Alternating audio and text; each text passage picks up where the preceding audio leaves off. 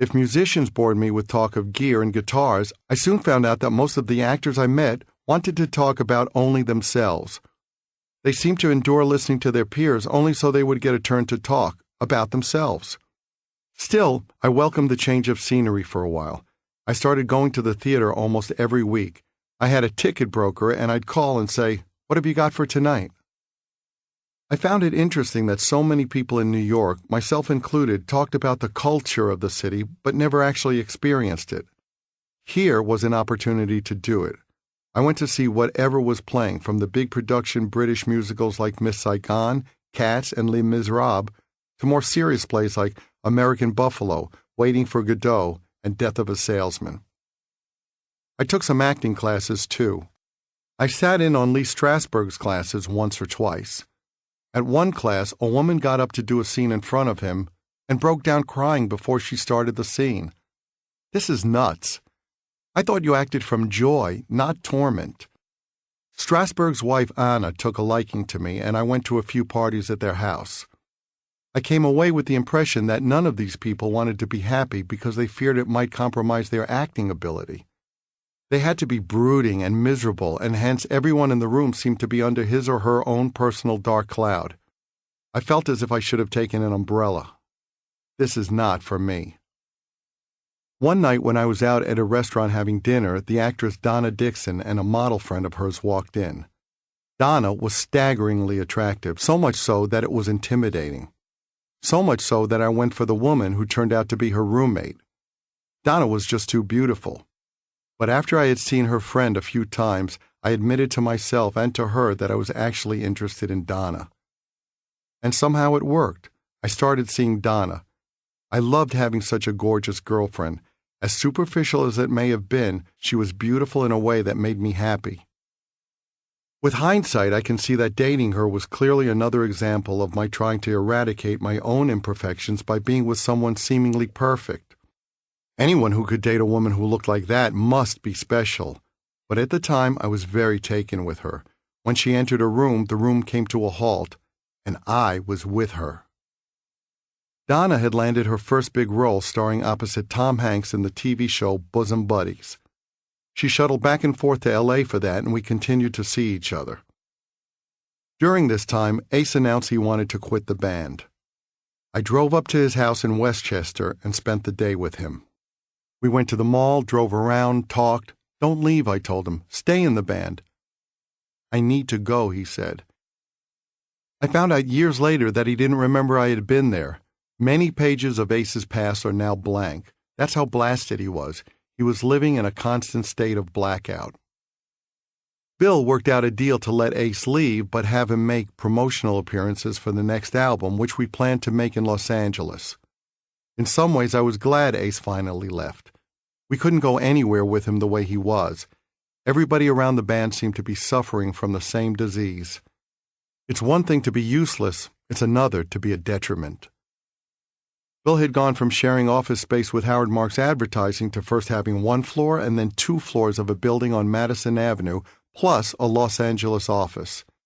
He had people developing film projects and dozens more people on the payroll. I had no idea what they all did. He had a huge luxury apartment near St. Patrick's Cathedral that he'd spent a fortune decorating, but that he rented rather than owned. He was now making such bad decisions that I often followed up on meetings he had on our behalf. What did he agree to, I'd ask. Then I'd have to nullify things. It was clearly the drugs. Eventually, his drug habit became so all-encompassing that he could no longer go to the office.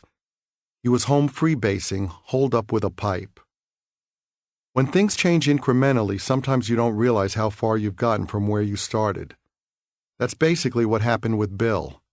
When I looked at him, he still appeared to be the person I knew. When he was lucid, he still sounded like the person I knew.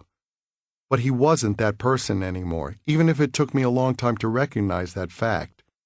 Bill had gone from being our visionary mentor, our manager, a father figure, a fifth member of the band, to being a delusional, drugged-out whack job.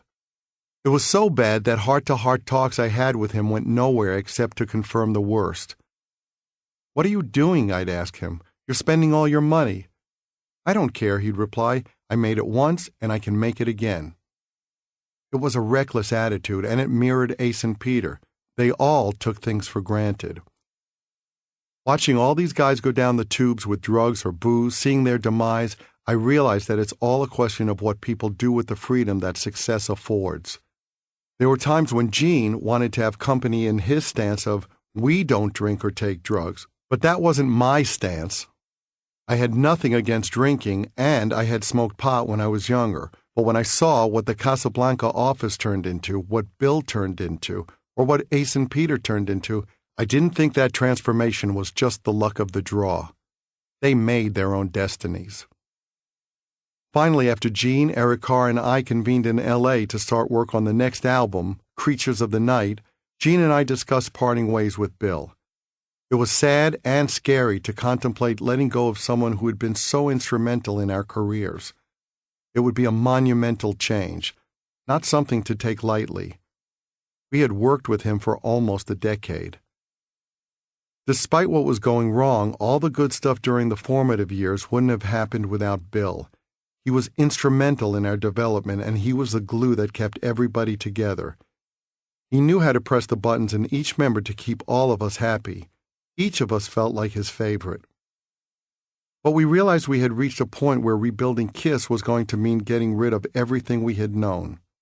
We were already rid of 2 members, and we had experienced such waste and coddling that it had taken away our autonomy and independence, which is in essence what it's designed to do. Bill's system had catered to our needs, but cut us off from reality. It was life in a bubble, and it was killing us. I even suggested we take our makeup off to make a complete break with the past. In the end, Gene didn't want to take off the makeup, but we did decide that Bill had to go. We called him from L.A. Bill, we're going to fly to New York to meet you. I always believed you owed it to yourself and the other person to look that person in the eye at the end of a relationship, whether it was a business relationship or a romantic relationship. When we arrived at his office, Bill said, "I know why you're here." "It's time," we said. He smiled wistfully. We shook hands, hugged, and walked out on a big chapter of our lives. Chapter 39. As we prepared to make our next album, Creatures of the Night, not a lot of A-list producers were knocking at our door. In fact, people weren't even returning our phone calls.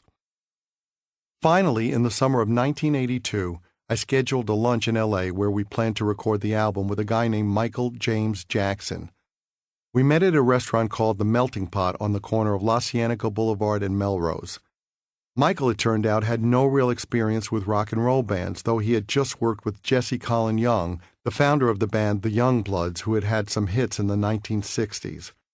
When we started chatting, Michael said, "What you guys need to do is write some hit songs." "Gee, why didn't I think of that? Fucking brilliant!" But I liked him despite being momentarily thrown by that insight. He was very introspective and intellectual, and we began to hit it off. Also, even though I wasn't sure what he had to offer musically, we needed someone. I knew that Gene and I weren't at a point where we could be productive together because neither of us wanted to compromise our respective musical ideas. We needed an intermediary in the studio, someone to be the swing vote. Gene and I never wrote songs together anymore. Michael brought up the idea of bringing in outside songwriters to work on the record with us. I suggested Bryan Adams, who had written a minor hit called Let Me Take You Dancing, together with Jim Vallance. Even though his voice was sped up and sounded like a girl's on that track, I thought there was something there. When we flew him to L.A., though, Bryan ended up writing with Gene, and they came up with War Machine. With Ace gone, we put the word out that we were looking for a new guitar slinger. Among others, we auditioned Steve Farris of Mr. Mister, Robin Ford, who was a great blues player, and Steve Hunter. Richie Sambora, who was in a newly formed band called Bon Jovi, flew in from New Jersey to audition. He wasn't yet the consummate player he would become, and he didn't get the gig. It's funny, but years later I heard him saying he hadn't really wanted the job because he wanted to be in something more blues-based. First of all, it's hard to imagine that he flew to California to audition for Kiss just because he liked airplane food. Also, Bon Jovi's done a lot of great things, but they don't sit next to Howlin' Wolf in my record collection. Another person I spoke to was a really sweet young kid named Saul Hudson. He told me his mom had been a seamstress for David Bowie and that his friends called him Slash. He was very well-spoken and engaging, but he seemed really young. Finally, I asked him how old he was. "I'll be 17 next month," he said. I had turned 30 earlier that year, and Gene was twice this kid's age. "You know," I said, "you sound like a great guy, but I think you're too young for this." I wished him well and always remembered him because he was so nice and unaffected. In the end, a lot of different people played solos on Creatures of the Night. It was a way to try people out and to see who might fit the feel of a given track. Eddie Van Halen came to the studio one day, knowing we were looking for a guitar player. He listened to some of the stuff we had, including a solo on the title track by Steve Farris. "Wow, why don't you get that guy?" asked Eddie. He was blown away. The fact was, we had rehearsed with Farris, but the fit hadn't been right. Eddie was really unhappy at the time and called me at home a few times. He was pretty out of it, and he wanted to talk about the Kiss solo albums. "Why did you do it?" he asked. "Why did you go off and do solo albums?" It was clear that this had something to do with his own band, which was in turmoil at the time, but he didn't say exactly what was happening. He seemed to be looking to me for answers, but I was never sure what the question was. I wrote the songs Creatures of the Night and Danger with a guy named Adam Mitchell who had been in a Canadian band called The Paupers. Adam had also written with a guitar player named Vincent Cusano, and even though Adam didn't have a lot of nice things to say about Vinny as a person, he said he was a very talented singer-songwriter and that his guitar playing might fit Kiss. It was a scene that would play out often. People always talked about Vinny's talent and ability, but they never had good things to say about him as a person. The first time Vinny came to the studio, he started doing a solo and got down on his knees. I thought it was one of the goofiest things I'd ever seen. You just didn't do that at an audition. He seemed wrong somehow. He was odd-looking and shifty, but we were between a rock and a hard place, and Vinny ended up playing on a lot of tracks for the album. For us, Creatures was done with the shock and realization of how completely lost we had gotten. The album was a declaration of our intent to get back on track. Eric was relieved, as this was what he had expected all along. He was definitely happier all through the recording process. One afternoon, a carload of little kids and what I presumed was one of their dads showed up at the studio, and Gene ushered them into the room where we recorded. They gathered around a microphone. They were there to sing background vocals on a song. What the hell? Gene, it turned out, had made a deal with a Hollywood producer. If the guy could send his kids and their friends to sing background vocals on a Kiss song, Gene would get some brownie points for some acting work out of the guy. Are you fucking kidding me? I was furious, and not just because Gene hadn't asked in advance for my okay. He was whoring us out and compromising our album for his own benefit. It offended me that he tried to get acting roles in that way. I had been studying acting long before he had the idea to get into movies. In fact, he had told me he had no interest in acting. To me, the path was obvious. You studied acting and then auditioned for parts. That was the right way to go about it. Gene didn't see it that way. He just went out and brown-nosed his way in. If you walk behind an elephant, you end up cleaning up the shit. I spent my free time in L.A. with Donna Dixon. Part of the reason I invested so much in Donna was because she still managed to keep me at arm's length, no matter the closeness we had developed. That ignited my old compulsion to see the relationship as a challenge to overcome. Even though we were together, there was still something lacking, and I kept trying to get whatever that was. I was awed by her beauty and placed her on a pedestal, which quickly must become one of the most boring and unsexy places for a woman to be. My dad, though, would no doubt have approved. Once we finished recording Creatures, I spent much of the rest of the year going back and forth between L.A. and New York to see Donna. She came to New York a lot, too, and lived out of my apartment. After her TV show Bosom Buddies got canceled, she auditioned for a movie called Dr. Detroit. She told me after the audition that she thought that Dan Aykroyd, the star of the film, was a genius. I thought that assessment was a stretch. Donna was looking for a new financial advisor, so I introduced her to Howard Marks. Howard had a potbelly and always wore his pants below his stomach, using suspenders to hold up his trousers. Not uncharacteristically, the day we went to see him, he'd probably had a few stiff drinks beforehand. He was eating his lunch at his desk when we arrived. He gave Donna a big talk about saving for the future and how important financial planning was, and after this long dissertation, he stood up and started to walk over to a side table in the corner of his office with the remains of his lunch and his dirty napkins on a lunch tray. As he got up, it was as if it was happening in slow motion. I could see his suspenders dangling down. He must have taken them off his shoulders while sitting at his desk. As he started to cross the room, his pants began to shimmy downward until they dropped to the floor. Howard looked down, threw his tray in the air, reached for his pants, and screeched, "Oh, my God!" "Is this normal?" Donna asked me. She landed the role in Dr. Detroit, and I visited her on the set in Chicago and gave her a diamond ring. I didn't call it an engagement ring. The relationship was stagnating somewhat. Something was lacking for both of us, but I didn't want to lose her, and I didn't want to be left. Sometimes Donna would drop out of sight, and I wouldn't hear from her for a few days. She was living out of my place when she was in New York, and just before Christmas, I found a new fur coat in the closet. She said she'd taken it from the wardrobe department of something she was working on. It wasn't too long before she blindsided me by suddenly talking about having never been on her own and needing space. I told her that I didn't want to be just another guy dating her and didn't want to share her. Although there were more unanswered questions now and more distance between us, we dropped the subject and didn't bring it up again for a while. Then I saw among her things a little T-shirt with Martha's Vineyard on the front of it. Martha's Vineyard? When had she gone to Martha's Vineyard? She would explain her disappearances away, kind of. I didn't ask too many questions either because I wasn't sure I wanted to know the truth. And anyway, when someone was inconsiderate or dishonest, it reinforced what I thought of myself. This is what I deserve. If only I can get her to like me. Chapter 40. Kiss shot a video for I Love It Loud with Ace. Then he went with us to Europe for some lip-synced promotional appearances at the time of the release of Creatures of the Night. He was very fragile, and in Europe he said to me, "I'm on the verge of a nervous breakdown. I can't do this anymore." When we flew back to the States, that was it. Ace was gone for good.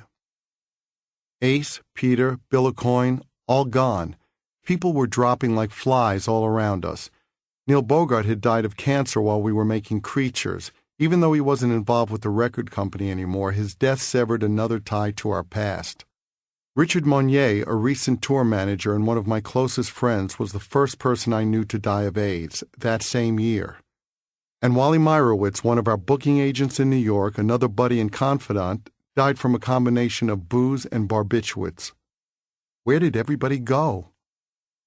Gene seemed fixated on Hollywood and spent as little time as possible on things related to the band. In his inimitable, dismissive, self-serving style, Gene liked to say, "Well, Paul only wants to be a rock star. I want so much more in life."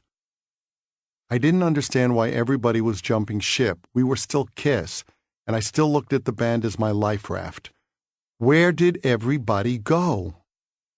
We had a tour scheduled to start on December 27, 1982, and we didn't have a permanent replacement for Ace yet.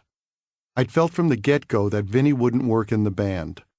And in the interim, some nasty rumors had spread about him stealing equipment from the rehearsal studio, but nobody else was on the horizon.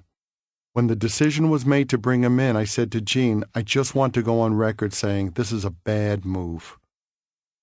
With the Creatures tour coming on the heels of several financial disasters, we'd had to tighten our belt so Vinny didn't get a Porsche. Vinny wanted to change his name to Mick Fury when he got the gig. Why did everybody come up with cartoon names? I just looked at him like, "Are you serious?" We settled on Vinnie Vincent. After playing around with ideas for his makeup, I designed the Egyptian Ankh image. As far as his knowledge of and understanding of the guitar, Vinny was terrific. I'd written with him and heard him play and sing and knew his talent. The problem was that he had no sense of what to play or when, and he had no ability to self-edit. His playing was like puking. It just came splattering out. He wanted to show how fast he could play, how many notes he could play. He didn't think things out. This became more problematic when the tour started. On stage, Vinny was hell-bent on using every solo as an opportunity to showcase himself. But it doesn't work like that. It's all about context. Vinny never seemed to grasp that. He was intensely jealous of guys like Randy Rhoads and Jakey Lee because he thought he was as good as them. He wanted his just due, and his solo spot in the middle of the show became ungodly long. We used to call it the high point of the show because everybody in the audience left to go get high. Not that many people saw his wannabe guitar heroics. The Creatures tour did horrendously in most markets. Before we went on stage, we'd hear, "You wanted the best, you got the best, the hottest band in the land." And we'd walk out to find nobody was there. Sometimes there would be only 1,000 people in an arena that could hold 18,000. We had packed the same venues a few years before, but now, if I threw my guitar pick too far, it sailed over people's heads and landed on the floor. We'd pull into arenas that looked as if somebody had forgotten to turn off the parking lot lights after an event was long over. And then we'd get inside and hear the echo from the main hall and know for sure it was empty. We left blood, as they say in the business. It was a death march for us and for the concert promoters. At first, the instinct was to blame other people. Oh, it's the promoter's fault. But if people want to see you, it doesn't take an incentive to get them to a show. And if they don't want to see you, the promoter can't make them buy a ticket at knife point. We had to face the fact that people didn't come because they didn't want to. Obviously, we had to pay penance for Unmasked and The Elder. We got back on track with Creatures, but fans were not that forgiving. It was going to take years to win back our fans and make new fans. We had betrayed them. We had betrayed ourselves too, and we weren't going to be easily forgiven. It's shocking in hindsight what we had done, and we spent years making up for it. The people who turned off to us weren't going to come back just because we said we were sorry. We had to prove it, and that took a lot of time. Creatures alone was not enough. But nothing can prepare you for the shock of vast, empty spaces. It was unfathomable that from one tour to the next, the audience just disappeared. The bottom had fallen out. I loved the position I had. I loved the stature of the band and how I was perceived. And losing that was horrible, horrible. I dealt with the depression by sleeping. It was my way of checking out. I was so depressed that I couldn't keep my eyes open anywhere. It got so bad that I fell asleep in the dressing room before shows. Sometimes I dozed off before I did my makeup. Sometimes I dozed off in my makeup. The crew had a hard time waking me up. I still looked to Donna for a sense of calm and security. I could spend hours talking to her on the phone every day. She was gearing up for the release of Dr. Detroit. She told me once again that she needed space. I told her I still wasn't prepared to be one of several people she was dating, and that if she really wanted to break up, she had to face me in person.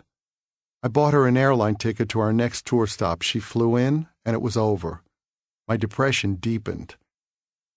I don't know whether the tour situation or the overall band crisis affected Gene. He wasn't fully vested in the band at that point. After all, he had brought in a carload of kiddies to sing on the album and was clearly looking elsewhere. He's never been one to verbalize his feelings, so it wasn't something we talked about, even though we were both certainly aware of what was happening. Eric, for his part, didn't understand the financial side. He wasn't aware of how the disastrous turnouts related to our budgeting. He just loved being in the band and loved playing the material from the new album. A few months after my all-or-nothing ultimatum to Donna, I decided it was just too hard. Nothing and no one had filled the void. Anything I got from her was better than nothing. I took a deep breath and called her. She seemed stunned. I told her how I felt, and we started speaking frequently on the phone again. Talk of missing each other wasn't uncommon. We even got together when Kiss played a show in L.A. One morning, just before we left for South America for the last leg of the tour, I glanced at a copy of the newspaper and a small article caught my eye. The actress Donna Dixon has married her Dr. Detroit co-star Dan Aykroyd. Newly discovered paperwork shows. The marriage license came to light in Martha's Vineyard. What? Martha's Vineyard? It turned out they had already been married for 3 months. I was stunned to realize that during the time that we had been talking again, she had been on the verge of getting married and then, in fact, had gotten married. Suddenly, I felt like I was underwater. I could barely move. I called her. "You were married when we were talking?" She said something about how she hoped I would find what she had found. No explanation, no apology. I hung up. From then on, it was a struggle to do anything. Depression held me like a vice. I had to push myself every day. Get your ass out of bed. Everything around me was caving in. Just keep moving, otherwise you drown. The press seemed to take delight in seeing Kiss implode. After I struggled out of bed one day to get to an interview, the reporter asked me, "How does it feel to be on the Titanic?" Writers looked at us as a commodity and forgot that we were people. Another interviewer asked, "How does it feel to be dying?" They were so hateful. Their coldness and perverse joy was not lost on me. Still, I realized something when fielding mean-spirited questions like that day after day. Nobody is going to tell me when this is over. Sure, everything around me had gone wrong, but what about me? What about my survival? That was up to me. How does it feel to be dying? Those pricks on the phone were not going to decide whether I got the thumbs up or thumbs down in the arena. Kiss was everything to me. And right then I swore I would do whatever it took to keep my life raft afloat. Kiss will never die. Part 4. Under the Gun. Chapter 41. In June 1983, we flew to Brazil and played to 180,000 screaming fans in Maracanã Stadium in Rio. It was the biggest audience we had ever performed in front of. Taking the stage in the soccer stadiums of South America, I realized the stadiums we think of as big in the States were minuscule by comparison. Tiny. When you walk into a stadium like Maracanã, you feel like you're in the bottom of an oil drum. Another difference is the security. During the afternoon when we were checking things out, armed militia milled around with dogs.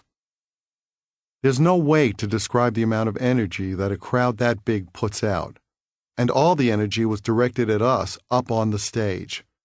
You might say the air was electric, or that there was a sense of anticipation, hysteria, call it what you will, but when it's all directed at you, it's like a huge wave that can consume you. The amount of power pushing at you is incredible. It can almost take you off your feet. And yet, as exhilarating as it was to play those venues, the writing was on the wall. It was only a matter of how the dominoes were going to fall, not whether they would fall. We could still play the biggest stadiums in South America, but we were in a very shaky position in North America. We knew we had to build Kiss from the ground up all over again. Back in the States, I once again urged Gene to agree to do the most radical thing we could do, take off our makeup. Some people saw this as a bold move. I saw it as our only move. Our U.S. audience hadn't dwindled by chance. It had dwindled because what we were doing no longer rang true. People were tired of what Kiss had become. With the new characters, we were one step removed from the Teenage Mutant Ninja Turtles. I mean, what the hell was Vinnie's Ankh about? Rather than keeping the original personas and images alive, we had become a ridiculous menagerie. What was next? Turtle Boy? As we began to record Lick It Up, we thought about getting a manager to replace Bill.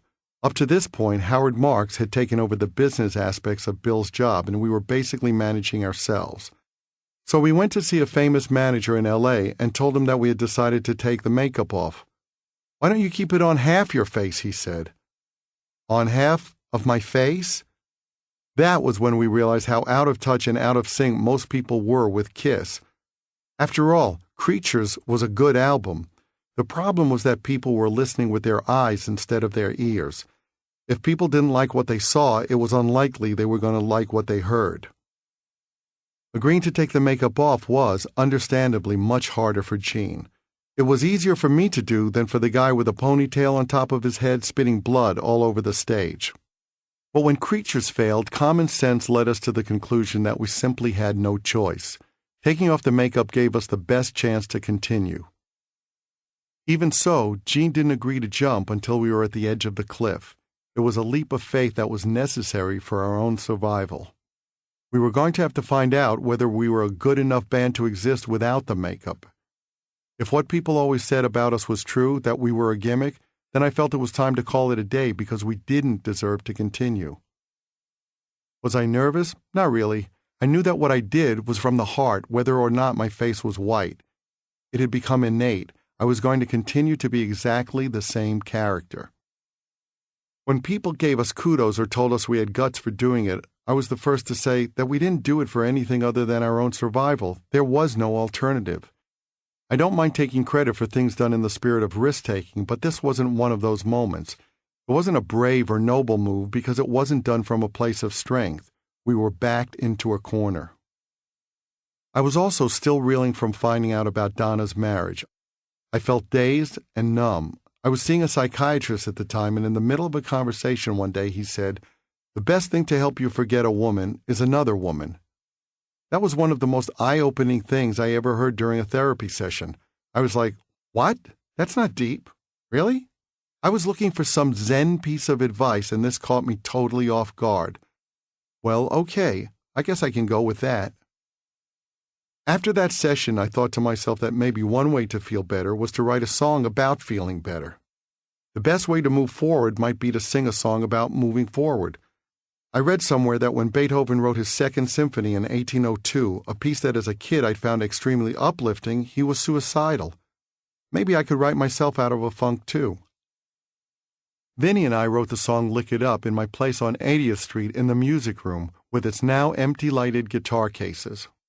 Before we wrote, we tried to figure out what sort of thing we were going to try to do, and the therapist's words rang in my ear. We quickly came up with the title Lick It Up, which sounded great. Life's a treat, and it ain't a crime to be good to yourself. It was a universal sentiment and something that I still certainly believed, whether or not I was living it every minute. It sure felt better than singing a song about being sad. Plus, the act of writing a great song, regardless of its sentiment, made me feel good. That was part of seeing the light at the end of the tunnel. That was part of working my way out of the darkness. Creating was a way I was able to reestablish my footing. Other songs on Lick It Up, like A Million to One, hewed more closely to how I was feeling. I think we all like to believe we're irreplaceable in a relationship and that nobody will ever give the person we love what we did, and A Million to One came out of that sentiment. Of course, it was a bit unrealistic and self-serving in addition to not being true. Even though there was an excitement about taking off the makeup, it didn't mean our music had to change. We had been happy with the production on Creatures and felt confident working with Michael James Jackson again, continuing to build on our return to rock and roll. As the album neared completion, I felt excited when I saw the proofs of the cover. There we were.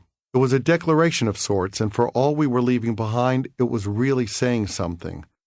I thought we were making a statement about the band and about the validity and credibility of it in our own eyes. Taking off the makeup said something about how much we valued the band. We could have just thrown in the towel and gone home. Instead, we were willing to shed our armor.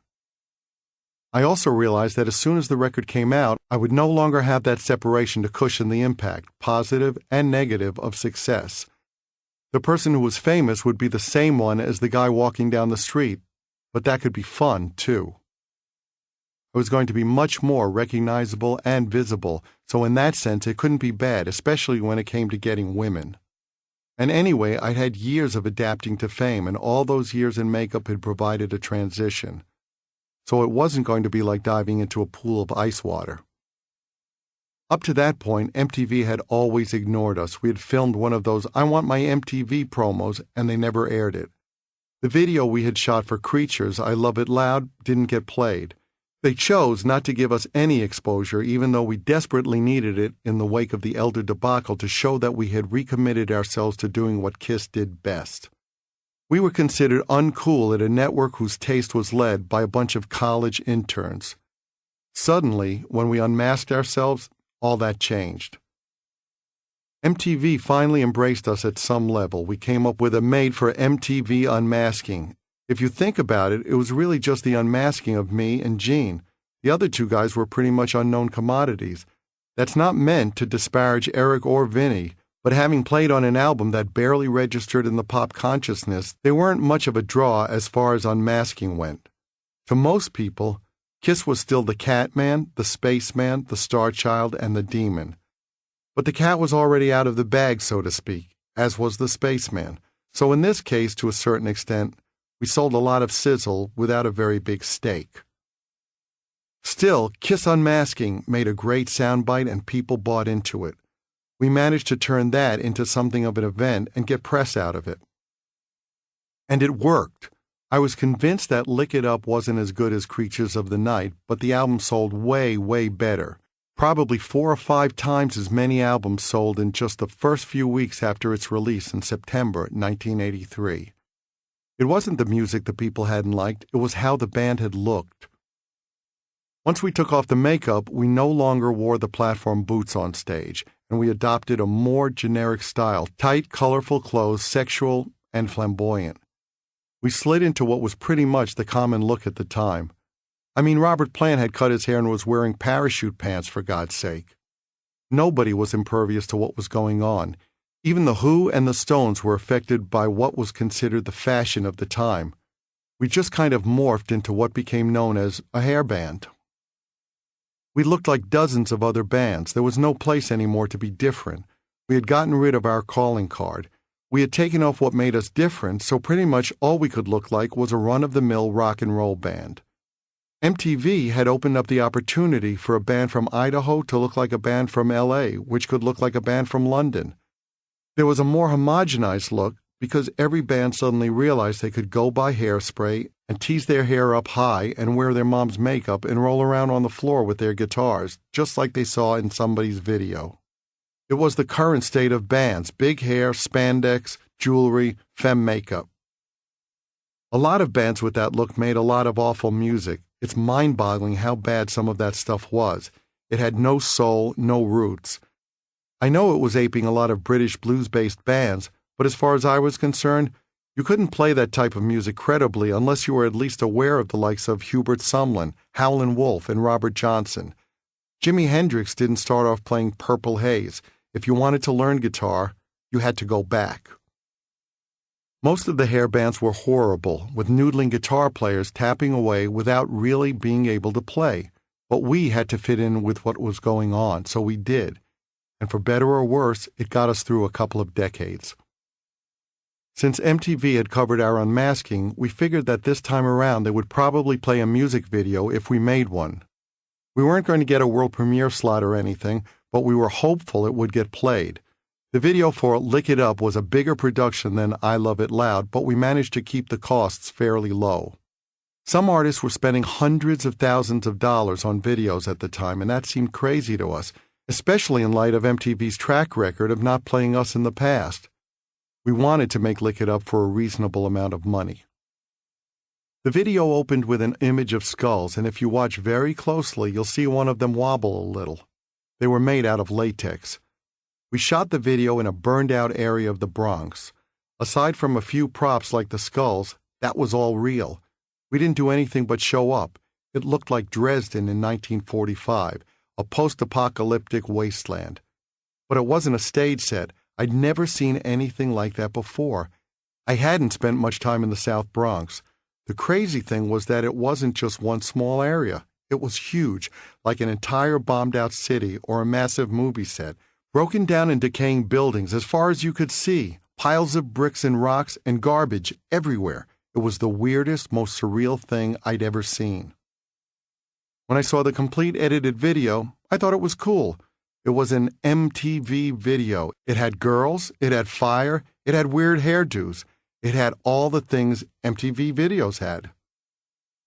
Eric hated it because he had these little drumstick legs, so he's walking and you see these little feet with high-pointed shoes and these thick legs. And people seeing Vinny asked, "Is that a girl?" When we shot the cover for Lick It Up, Vinny wore a wig, and it looked great. Afterwards, he gave us a hard time and insisted on not wearing it again. But then his hair kind of looked like the Gerber baby. He was very odd-looking anyway, and in that video he looked extra odd as he tried to look sexy for the camera. Lick It Up went on to be certified double platinum. That blew Creatures of the Night away and reaffirmed for me that my suspicions had been correct. It wasn't that people didn't want Kiss, they wanted Kiss to drop something that no longer seemed genuine. Losing the makeup forced people to focus on the band, and they embraced the music. Lick It Up felt like a rebound in other ways too, because shedding the makeup meant, in a sense, shedding an era, shedding a persona, and finally being out there, at least on the surface, as me. The person who was offstage was the same person in the videos. I felt that we had taken one very big step forward, and it meant that we could soldier on and continue to try to rebuild this thing I loved, Kiss. The next test would be playing live without makeup. Were we just a bunch of knuckleheads in spandex and grease paint who blew shit up? Or were we a band, able to go toe-to-toe with anybody else? We were about to find out. Chapter 42. The show in Portugal in October 1983 started with our normal introduction, the hottest band in the land, and then, suddenly, there we were on stage without any makeup on. And we were in rock clothes instead of platform boots and bat wings and the usual armored accessories, for the first time ever. I looked over at Gene. He looks just like he did during soundcheck, and there's an audience out there. The crowd didn't understand what was going on. The show had been promoted as a makeup show. Posters all over town showed the old characters. It took a few minutes for people to catch on. Did it have the same visual impact? No. I could feel the difference from the stage, but we had to leave all that behind to find out who we were. I wasn't sick of the makeup, I was sick of what it had become. We had to give it up to save what we loved most, the band. This was exciting and liberating too. I relished the chance to prove ourselves all over again, not just to critics and the audience, but also to myself. On that tour, I realized that the most difficult part of taking off the makeup wasn't performing without the star, it was adjusting to getting my picture taken. Since we had originally determined not to be photographed without makeup in order to enhance our stage personas, I had a neurotic sixth sense that allowed me to feel cameras anywhere, even if it was in my peripheral vision or far off in the distance. When we took off the makeup, I still reflexively covered my face whenever I detected a camera. Vinny continued to baffle me. He still refused to sign his contract. He kept promising to sign it, but he never did. And there was no way to make him. We were stuck with no choice but to continue. We played in Oulu in northern Finland at the end of November 1983. It was the closest I'd ever been to the Soviet Union, maybe 100 miles from the border. We traveled all day to get there, and when we arrived at the arena, it was bitter cold. I had to wear gloves and several layers of clothing in the backstage area. We were also starving after traveling all day and were very happy when a huge bowl of hearty beef soup was served. We sat around the family-style cauldron and ladled the soup into our bowls. It was so good. Vegetables and beef in a flavorful broth, nice and warming. Vinny ate part of his bowl and then, saying he was finished, dumped the leftovers back into the cauldron in the middle of the table. We all looked at him in disbelief. "Where did you grow up? What are you doing? You just ruined our food." Things with Vinny were getting worse and worse. He kept pushing his solos to more and more ridiculously epic lengths, stalling the show. The final straw came at a concert back in the States, in Long Beach, California, in January 1984. That night he went on for so long that Gina and I just walked back on stage as he was still playing. I went to the mic and said, "Vinnie Vincent, lead guitar." Solo over. When the lights went down after the next song, Vinnie came over to me in the dark and said, "You bastard, you humiliated me." I swear if he raises his arm, I'm going to knock him out right here. It was a tense moment. I thought for sure the lights were going to come up and that prick would be lying on his back on the stage. He was done. When we were ready to record our next album, Animalize, we started searching for another guitar player. Although to say we is a bit of an exaggeration. Gene had basically disappeared by that point too. While Creatures had been a band effort and Gene had participated in Lick It Up, I felt abandoned when it came time to make Animalize. After informing me without any warning or discussion that he wouldn't be around for the album, Gene went into a studio and crapped out some demos as fast as he could. Then he was off to do a movie. He left me with a pile of mostly unusable junk. Great. A guitar maker named Grover Jackson had put me in touch with a goofy, oversized guy named Mark Norton. Mark wasn't the sharpest pencil in the pack, but he played in the style that had then become popular. Eddie Van Halen had completely changed the game by this point, and everybody wanted to be fast and flashy, capping, playing with two hands and their nose if you let them. Mark, who called himself Mark St. John, everybody was Saint something or other in the 80s, proved somewhat difficult to work with too, though for different reasons than Vinny. One afternoon I told him, "Come in tomorrow with a solo for this song." He came in and played it the next day. It was pretty good. "Cool," I said.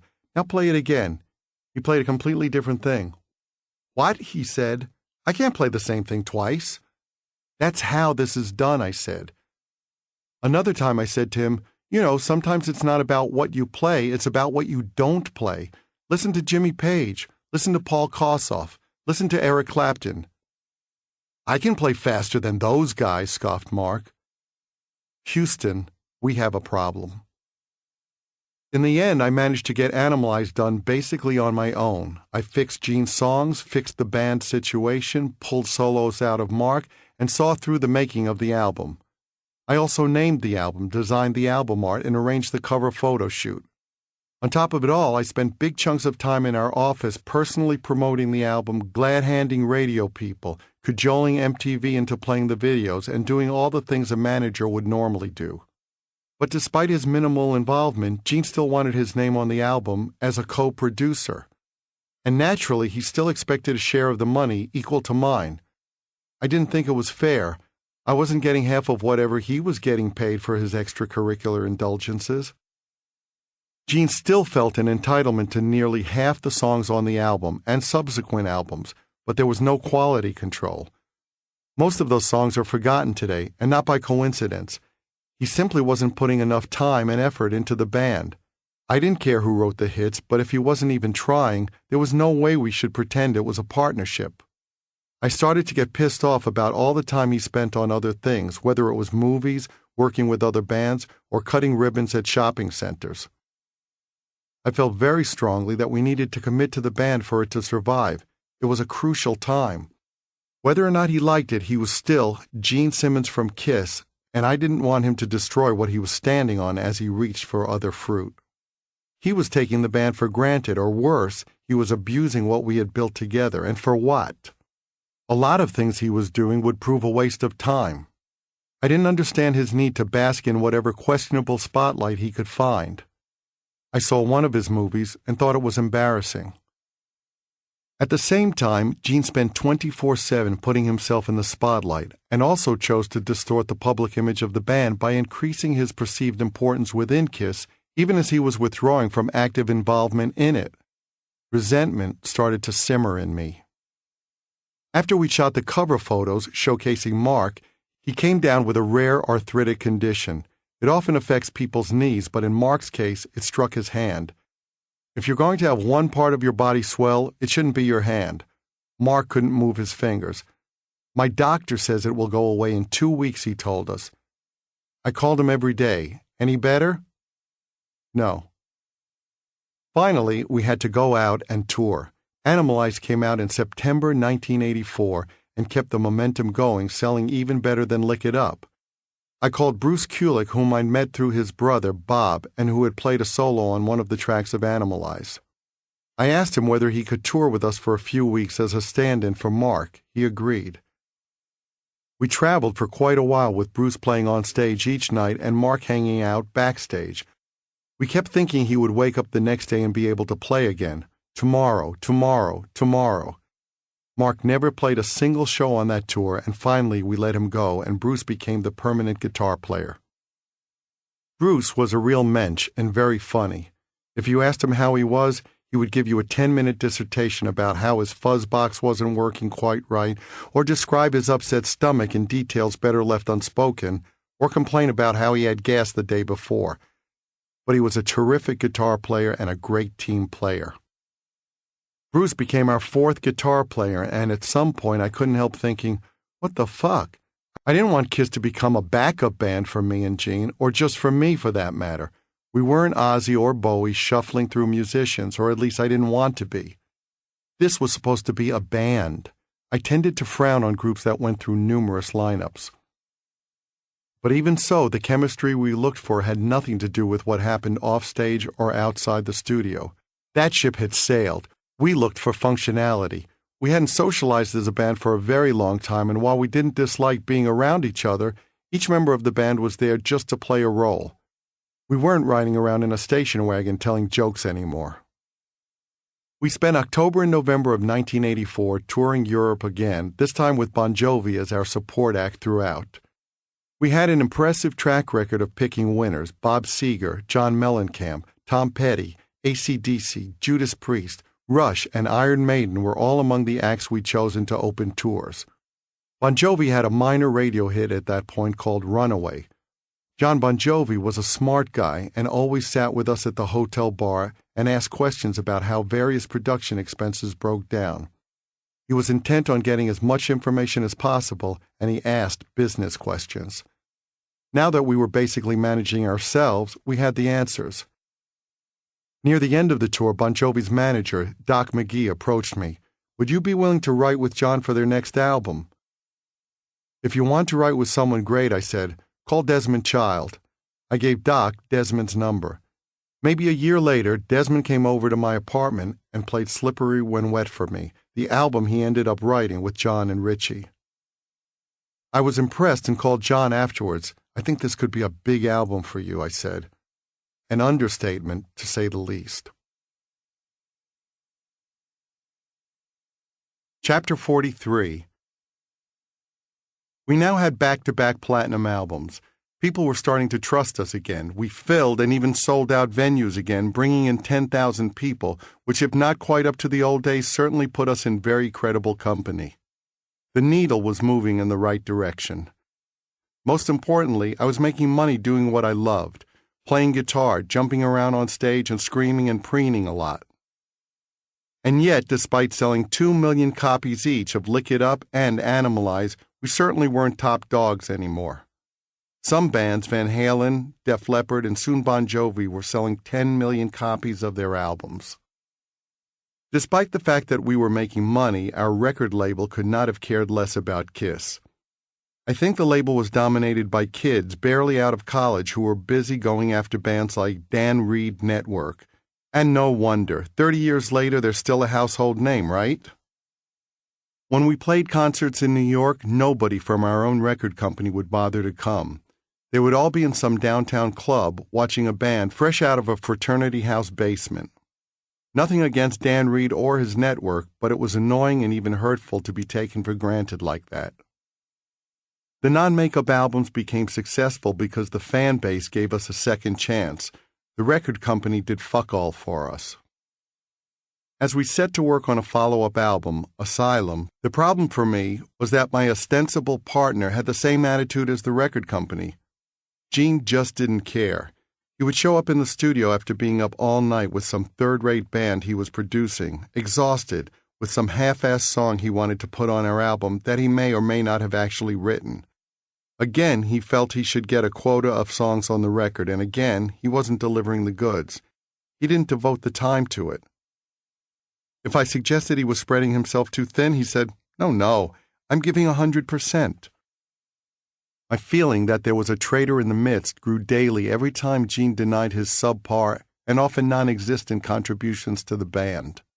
Somebody wasn't playing for the team. Somebody was thinking only about himself.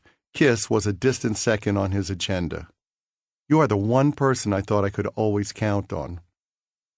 When I voiced my sense of betrayal, Gene said, "Well, you can go do things too." That was evasive bullshit. If I did, there wouldn't have been a band or any albums. I wasn't about to see the band disintegrate, and he knew it. Not only that, the license he offered me to go do things was predicated on his own decision to do things. I wasn't looking for an excuse to do other things. He was. It wasn't like he conferred with me about what or when he was going to do things. He was just looking out for number one, with little regard for me. He also developed a new habit of using the Kiss logo and his Kiss makeup for personal projects without my approval, knowing full well it was needed. When I raised objections, he would offer a weak, insincere, sorry, only to be repeated again next time as though we'd never spoken about it. He was clearly going to do whatever he wanted to, regardless of any objections from me or even his legal obligations under our partnership. For Gene, sorry was a meaningless hall pass to placate me until he would, of course, do the same thing again when he thought it would benefit him. In actuality, it never meant, sorry for what I did. It was purely, sorry that it bothers you. In addition to being offensive and insulting, his total disregard hurt my feelings. Apparently, I just had to play by his rules. I had the choice of walking away or doing the work of two people. The catch was that I had to share the credit, even if I did double the work. The animosity continued to build. I also started to see more and more interviews where Gene took credit for things he was only partially responsible for, or in some cases had nothing to do with it all. And he never refuted or corrected misinformed or inaccurate assumptions from interviewers about his outsized role. When I would call Gene on it and show him quotes from countless interviews, he would emphatically tell me, "I didn't say that." Now, I wasn't new to doing Q&A features or taking part in a taped interview that was going to be transcribed and published later. The number of times I read something attributed to me that was untrue could have been counted on one hand with fingers to spare. If James Brown was the hardest working man in show business, then Gene Simmons was, at least according to his account, the most misquoted man in show business. I didn't buy it. Being lied to and having my role and the role of others diminished and even negated was not only selfish, it was unkind, it hurt. One thing Gene and I had always agreed on was that we were each other's brother. What we obviously did not agree on was how you treat your brother. One of the results of Gene's diminished involvement was that, at least in the context of the band, I shared the spotlight less. It became my spotlight. It wasn't by chance that my songs became the popular songs. Nobody else was putting in the time to write decent songs. If Gene wanted to be more than the bass player, he had to do something more. Anybody can write a song in 5 minutes. The difference is that since we had a record deal, Gene got to put his songs on an album, whether or not they were any good. When I wrote songs like Heaven's on Fire or Tears Are Falling, it was because I had to. I was the one doing the work, and I enjoyed getting the credit I deserved. During the height of MTV's popularity, I became a sort of 80s pretty boy, though it was certainly a different time, and with feathered earrings, rouge, and pink gloves, courtesy of Van Halen stylists whom we hired, I looked as much like a drag queen as anything else. Let's just say the criteria for what was considered attractive was a little different during the hair band era. I had a few girlfriends during those years, but for the most part, relationships were still just about companionship and sex. I didn't want exclusivity and didn't expect it from women. I just wanted to have a good time. I had things sorted out so that even when we were off the road, I was never alone. I split my time between New York and LA, renting apartments out there or living at hotels like the Sunset Marquis. LA was the place I went to indulge in what always started as carefree excess with women. When those relationships inevitably got too complicated, I would go back to New York. Despite the newfound attention through Kiss music videos, I wasn't comfortable being a public figure all the time. With his movie career in mind, Gene sought to surround himself with the most famous people possible. I came in a distant second in that department. It was fun to read about who I was involved with in the gossip magazines, but it wasn't so much fun to read about a breakup. Once I peered over the shoulder of a woman who was reading an article in The Star in which the actress Lisa Hartman explained why she would never marry singer Paul Stanley. I could have done without that stuff. The kind of people who lived in the tabloids considered themselves only as important as the amount of press they got. That was how they defined themselves. When I was around people like that, in addition to dealing with my own shit, I had to deal with somebody else's shit. Like how hurt they were that their segment on Access Hollywood wasn't longer. One woman I dated in LA worried that her house was too far east, on the eastern edge of Beverly Hills rather than smack dab in the middle. Another one apologized that she lived in the valley rather than on the Hollywood side of the hills. I spent time in those superficial circles, but I knew that I didn't want to live in them. None of the relationships was leading anywhere, but they did stave off the loneliness. One night, late in the year, we played a show in New Jersey before heading home to New York. A penthouse pet I knew came backstage after the show and said, "I have a Christmas present for you." I said, "I'll give you a ride back to the city in my limo." Once on the highway, she undid my jeans and gave me my present. Then she lifted her head and said, "Merry Christmas." "Hey, what about Hanukkah?" As far as my sexual exploits, during the 70s I had paddled around the pool, so to speak. During the 80s, I was doing backflips in it. I went to a party one night at the Playboy Mansion, and as soon as I walked in the door, I found myself standing in front of a Playmate of the Year whom I had seen in the magazine and thought was incredibly hot. We spoke for a few minutes, and then she said, "Do you want to leave?" "Sure," I said, half wondering what would happen if she were to reply, "Then why don't you get the fuck out of here?" Instead, she said, "Let's go." We continued the festivities at her place. My class at the High School of Music and Arts set up a 15th reunion that year, too, the class of 1970. I had missed my 10th reunion because of the tour in Australia just after Eric Carr joined the band, so I wasn't going to miss the 15th. More than seeing how everyone's lives had turned out, I knew I wanted to rub my success in their faces. The woman I was seeing in New York at the time was, surprise, a Playboy centerfold. I thought about taking her to the reunion, but then I thought about that date I'd had back then with the coolest girl in school, Victoria. The date where I ended up talking to Victoria's dad as she went off to bed. The date that resulted in the hottest chick in class snickering at me for the rest of high school. I decided I would go to the reunion by myself. I told my bunny I'd give her a call once I got the lay of the land at the reunion. What I didn't tell her was that I sort of hoped I could finally bang my failed conquest. I had a suntan earned at the Sunset Marquee, and I wore a sharp, tailored blue silk suit. I couldn't wait to see all these people who had considered me the least likely to accomplish anything. The event was held at the school, and when I walked in, all I could think was that everybody was too big for the furniture. The atmosphere was surprisingly somber, and most of the people had not aged well. I still pictured them all as young people, full of vitality and dreams and aspirations, and here they were, looking like they were at a Halloween party, dressed as old people. They looked old and broken. 15 years later, Victoria had short, mousy hair and was wearing clunky, orthopedic-style shoes and a frumpy skirt. She wasn't so hot anymore. At first I felt a brief jolt of vindication at seeing her like that, thinking of the way she had never let me live down the folly of our one date. But then I wished she could have looked as good as she had 15 years before. This was just depressing. Another guy there had been a real Adonis in high school, handsome with long curly hair and a great voice. He could howl like Robert Plant and carried himself that way. Now he was pasty and bald as a billiard ball. The best-looking guy in school didn't necessarily remain the best-looking, and me, the guy nobody thought would ever win a race, turned out to be a marathoner. The whole thing was uncomfortable and disappointing. I left quickly and picked up my waiting girlfriend and went out for a nice dinner. I had found no joy in rubbing my success in people's faces, and I never wanted to go to another reunion. Chapter 44. Asylum sold nearly as well as Animalize, but the band started to peter out again after the album was released, and by early 1986 we were off the road again for about a year.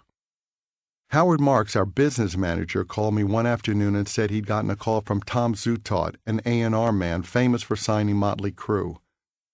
"Tom just signed this band," Howard said, "and wanted to know if you want to go check them out. They're looking for a producer." Well, Gene was off making another movie. We weren't going to work on the next record until the following year. Why not? Howard came with me to meet the band, a bunch of young guys called Guns N' Roses. We had arranged to meet them at an apartment their manager had rented for them near the corner of La Cienega and Fountain. I introduced bald, pot-bellied Howard as my bodyguard as a joke, but after looking around for a few minutes I could see why they didn't get it. Izzy was unconscious, with drool coming out of the side of his mouth. It wasn't clear that he was sleeping or dead. That's how rough he looked. Duff, and Stephen were very nice, and Stephen was just glowing about what a big Kiss fan he was. I didn't realize that the half-comatose, curly-headed lead guitar player who called himself Slash was what had become of the earlier. Then Axl chatted with me and played a few songs on a crappy cassette player they had lying around. When he played Night, maybe the chorus could be used as a pre-chorus instead, and there could be another chorus added afterwards. That was the last time he ever spoke to me. Ever. Slash roused himself and he and I started talking about the Stones. I showed him Keith's 5-string open G tuning, which was the setup Keith used to write all his stuff. I took a string off and retuned a guitar, and he thought it was very cool. I also offered to help Slash get in touch with people who could hook him up with some free guitars. We were sponsored by all sorts of instrument companies, and I figured a young guy like him could use some help getting equipment to record with. That night I went to see their gig at Raji's, a little dive in Hollywood. I thought the songs they had played for me were good, but they didn't prepare me for seeing the band live. Guns N' Roses were stupendous. I was shocked given the collection of wastoids I'd seen earlier that afternoon, and I immediately realized I was witnessing true greatness. I went to see them perform again at another club called Gazzari's. It later became the Key Club. They weren't happy with the guy mixing their sound, and Slash asked me out of the blue to help out. Decades later, Slash's recollection of the night would be faulty at best. He liked to pretend I had dared to meddle with their sound. God forbid this guy from Kiss would have anything to do with guns. I mean, what could be worse than a guy from Kiss, of all things? He also recalled that I had a blonde trophy wife with me. But I wasn't married and was in fact there with a short brunette named Holly Knight, who was a songwriter famous for Love is a Battlefield, among other hits. There is obviously a reason why defense attorneys never want to put alcoholics or drug addicts on the witness stand. That was years later, of course. Immediately after my interactions with the band, I started to hear lots of stories Slash was saying behind my back. He called me gay, made fun of my clothes, all sorts of things designed to give himself some sort of rock credibility at my expense. This was years before his top hat, sunglasses, and dangling cigarette became a cartoon costume that he would continue to milk with the best of us for decades. I didn't wind up being involved with GNR's album. No surprise there. The surprise came a few months later when Slash called me and wanted to follow up on my offer to help him get some free guitars. You want me to help you get guitars after you went around saying all that shit about me behind my back? Slash got real quiet. You know, one thing you're going to have to learn is not to air your dirty laundry in public. Nice knowing you. Go fuck yourself. Chapter 45. 5-string open G tuning wasn't the only thing I learned from Keith Richards. When I ran into him in person, he told me he'd been offered the chance to buy anything he wanted from our storage space in New York. Part of a warehouse where we kept old stage sets and equipment, all the makeup era outfits, lots of instruments, all sorts of things. Yeah, mate, he laughed. Could have bought the lot of it. At first I simply didn't understand. Was this the legendary English sense of humor? Was it some misremembered anecdote he'd somehow mangled? But the more I thought about it, the more worried I got. Now that he mentioned it, I had noticed things disappearing. Several times I'd gone to the warehouse to grab guitars I wanted to use, only to come up empty. Once it was a guitar that I had stashed there only a week before. I knew it had to be there. The solution to the mystery was depressing. Bill Aucoin, who somehow still had keys to the warehouse, was secretly selling our stuff out the back door. By then he had spiraled so far down that he was couch surfing from one friend's place to another. His last client, Billy Idol, had left him. When Billy Idol abandoned you for your drug use in the 1980s, let's just say it must have been bad. So we relocated. We had a few things torched or cut down for scrap, like the stage set from the Animalized tour. But we moved most of it first to New Jersey and later to L.A. Bill's activities soon turned out to be the least of our worries, however. I still lived in a one-bedroom apartment and had only one car, but Howard Marks started saying I needed to tighten my belt.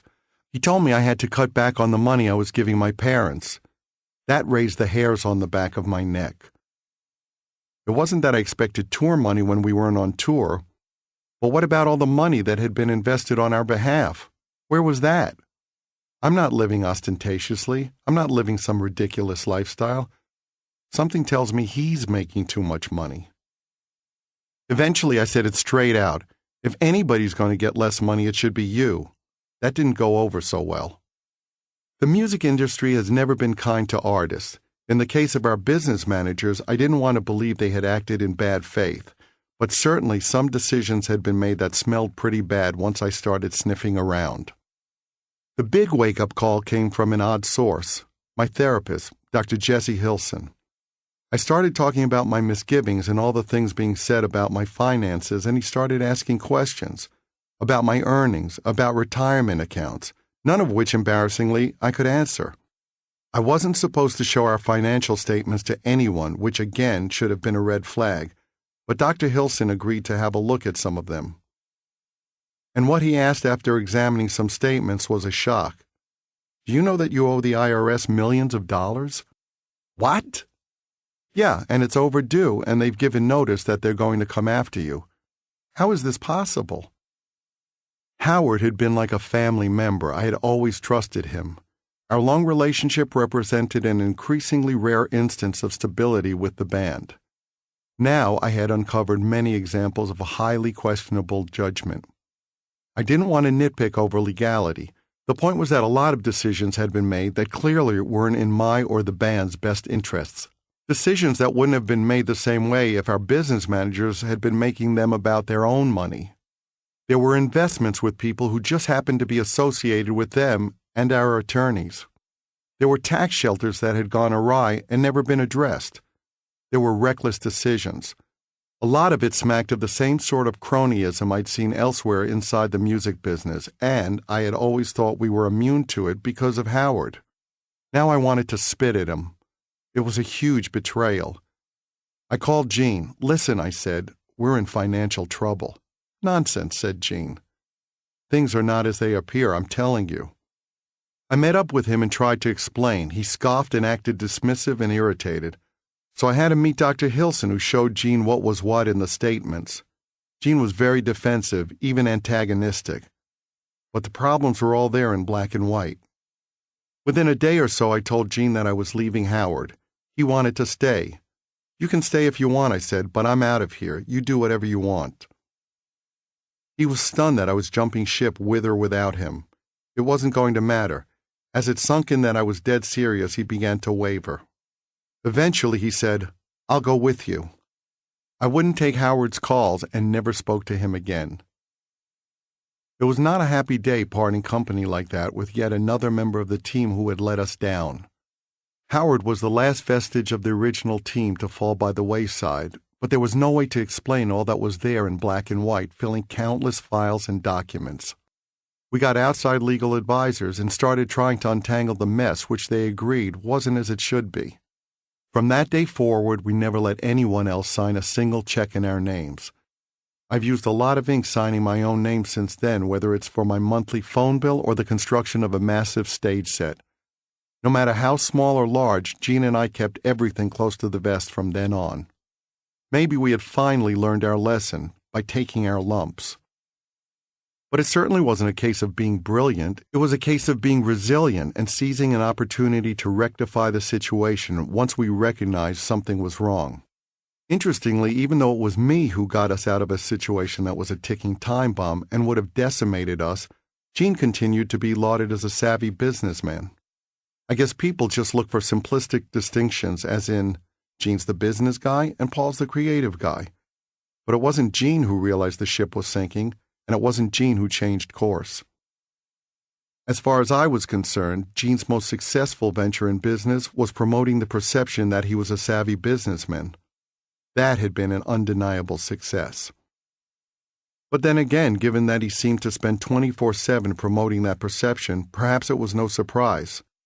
I didn't fault him. That was something he saw as a life accomplishment. For me to compete in that arena would have taken away from other pursuits and challenges in my life. Gene was about nonstop self-promotion. I was about ongoing self-discovery. I wanted to figure out how to be happy, and that was far more important to me than building a myth that wouldn't change the reality of who I really was. After all, just because you can get other people to believe something doesn't mean that you believe it. Didn't I know it? Transitory external factors seemed to make Gene happy, and he wasn't interested in looking inside. That may even be soft-pedaling it. Gene resolutely resisted looking inside. For him, perception was reality. The surface was the all. That distinction summed up the stark difference between us. And maybe that is also why any sense of unity created by our decision to break away from Howard was short-lived. That episode brought us together to fight what we both perceived as injustice, but as soon as we started to work on our next album, Crazy Nights, I found myself right back at square one. Gene would stagger into the studio after not sleeping all night. He was too busy once again making movies or working with other bands, including one called Black and Blue who had opened for us on the last tour. Gene ended up writing some songs with the band's guitar player, Tommy Thayer, or he spent the whole time on the phone working this or that angle. The few songs Gene brought in seemed to have been written by other people, with Gene pasting his name on after the fact. Needless to say, once again, the songs were not impressive. His lack of involvement had become a running joke in the studio, but it wasn't funny anymore. If anything, the confrontation with Howard only increased the sense I had that Gene was screwing me. In his own way, he had betrayed me as much as Ace and Peter had. At this point, he was riding my coattails. If Gene wanted an equal share, he should have to do some of the work of keeping the band going. I was seriously pissed off. I can't live like this anymore. Outside the studio one afternoon, I asked Gene to get in my car. I took a deep breath. Whatever the consequences of what I was about to say, I knew it had to be done. I couldn't go on like this, feeling like I was in a pressure cooker, dealing with everything to do with Kiss on my own, and still obligated to treat someone who was AWOL as an equal partner. This isn't okay anymore, I told him. It wasn't as uncomfortable as I'd expected, in part because it felt good to finally let off the steam. I'm done with this. You can't expect to be my partner if you're not going to hold up your end. That was the beginning of a heart-to-heart conversation that began there in the car and then continued over the phone for several more days. As I vented, I never raised my voice. I've always believed that the person who yells loses. Quitting the band was never an option for me. I also did not relish the idea of taking over the band on my own. But if Gene's reduced involvement was going to continue, I wanted to be paid and recognized for my ever-increasing responsibilities. I wasn't sure what to expect, but apparently the talk resonated with Gene, because a few days later, he approached me and handed me a Jaguar brochure. He said he wanted me to pick one out for myself. He wanted to buy me a Jag to show his appreciation for all I'd done to keep the band going. It was a nice move on his part, but I had my eye on a Porsche. When we shot the video for the second single from Crazy Nights, Reason to Live, the storyline involved a beautiful woman blowing up a car. It was a black Porsche 928. And I drove it home from the video shoot. Compliments of Gene. Chapter 46. The song Crazy Crazy Nights became a hit in Britain, and we played a European tour in the fall of 1988. At the end of the tour, I stayed behind in London to hang out with the English singer and pin-up girl, Samantha Fox, whom I'd started to see. She and I went to the box office smash musical Phantom of the Opera that I'd heard so much about. I loved the big production shows I'd seen in the States earlier in the decade, and Phantom promised more of the same. As I watched it, though, I could feel it affecting me in a way nothing else ever had. In one climactic scene, Christine, the beautiful singer at the opera house, was alone with the Phantom, a dashing but mysterious musical genius who wore a tuxedo and a white mask over his face. It was a dramatic scene, and when she suddenly ripped off his mask and revealed his hideously disfigured face, I gasped. The drama touched a psychological nerve. The parallels to my own life should have been obvious. The tormented guy who covered himself in a cool disguise but was a shell underneath. But I didn't connect the dots at the moment. A thought did occur to me, however, that showed I understood the parallels, at least at a subliminal level. I know I could play that role. Nothing in my background suggested I could do musical theater, but I knew it somehow, and I never forgot it. I could play that role. After the show, Samantha and I went back to my motel. We hadn't slept together yet, but that night she said, "Would you like to take a bubble bath with me?" Yes, I would. Back in the States, all was not well inside Kiss. Eric had stopped talking to me during the Crazy Nights tour. He sometimes got into ruts and shut down. He seemed mad at me about something, so finally, after months, I had to sit him down and read him the riot act. You just can't pull this kind of shit for this amount of time. It might have sounded dictatorial, but the fact was he was there to play drums and be a member of the team. The silence and tension had become unbearable. This non-communicative bullshit stops today, I told him. And it did. It seemed he needed help to force his way out of a self-imposed prison. Things with Eric were definitely getting increasingly weird. But they had always tended to be odd. Whenever we were both in L.A., I would invite him to come over and hang out with me. Is anyone else there? He would ask. If I had people over, I told him, Eric, they're nice people, we're hanging out, come on over, it'll be fun. But if anyone else was there, he refused to come. On the Crazy Nights tour, he had started to obsess over not being the original drummer again. The whole thing was so irrational, what could I say? It was true, he still wasn't the original drummer. He would never be the original drummer.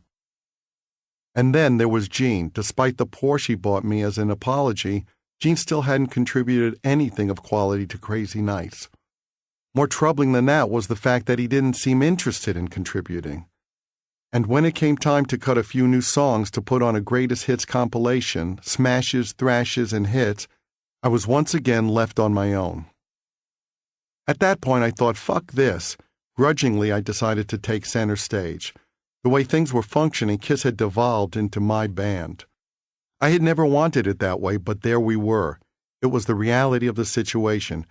Kiss records were in essence solo albums for me. Again, a situation I definitely did not want. But I had no choice. On the cover of Smashes, Thrashes, I was front and center. Fuck it. And in the videos for the new songs, Let's Put the X in Sex and You Make Me Rock Hard, I didn't even hold a guitar. It was unambiguous. I was the front man. Kiss was my band now, whether I liked it or not. Ah, the videos. What can you say about those? To begin with, the songs were horrible. Rock Hard was written by me, Desmond Child, and Diane Warren, a case of three great minds gone terribly wrong. X and Sex wasn't much better. We brought in an extremely talented woman named Rebecca Blake to make the videos. She had been involved with a couple of Prince videos and also put out an interesting book of highly stylized fashion fantasy photographs. We felt we needed a new look, and Rebecca had a vision.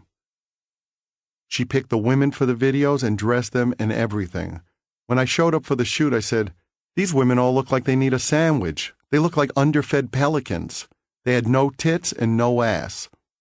And they strutted around as if they were in a Robert Palmer video, hands on hips, icily turning, like runway models, not 80s hair metal video girls. Then there were my outfits. I wore a chainmail tank top and white tights while swinging on a trapeze. I danced around in a corset and licked my fingers while a bunch of emaciated women goose-stepped in the background. In the course of those two shoots, I wrote the textbook on what not to do in a music video. I mean, I didn't walk around on the street in tights with bicycle reflectors sewn on them or body glove tank tops cut off just below my nipples. This was a whole new level of bad taste and judgment. Definitely not my finest moment.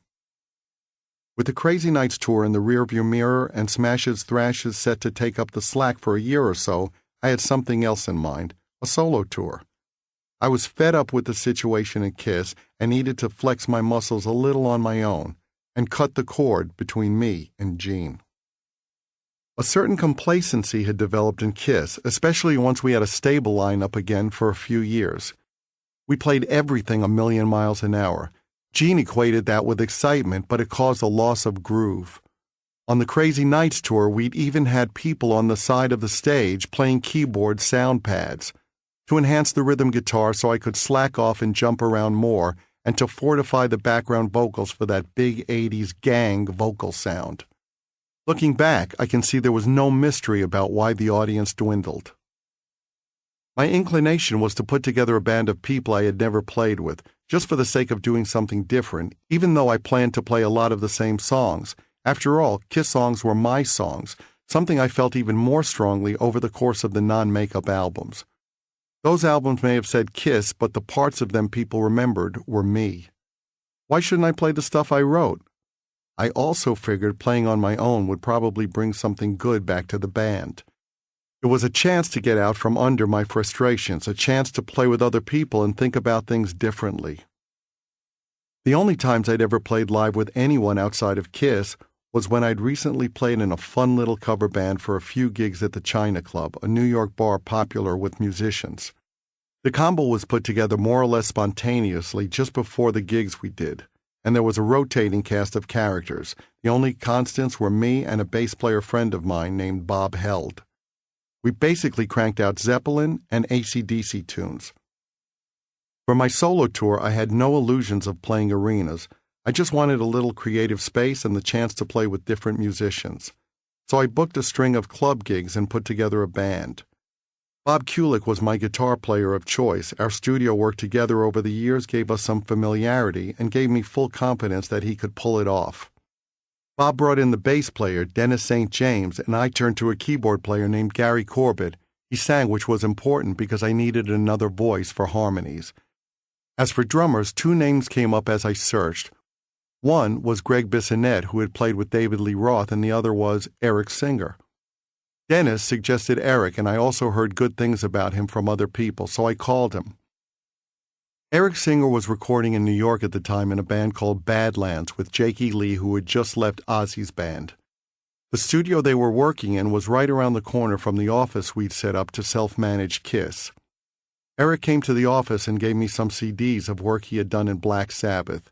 He had also done all the demos for the Cult's Sonic Temple, and had toured the year before with Gary Moore, the legendary Irish blues guitar player. Eric seemed promising, so I asked him to come to a rehearsal studio and jam with the rest of the band members. It was hard for me to assess him because with drummers it's about more than just keeping the beat. They need to play in front of the beat, on it, or behind it in a way that's sympathetic to everyone else's playing, in this case, mine. But even in that first session, he sounded terrific.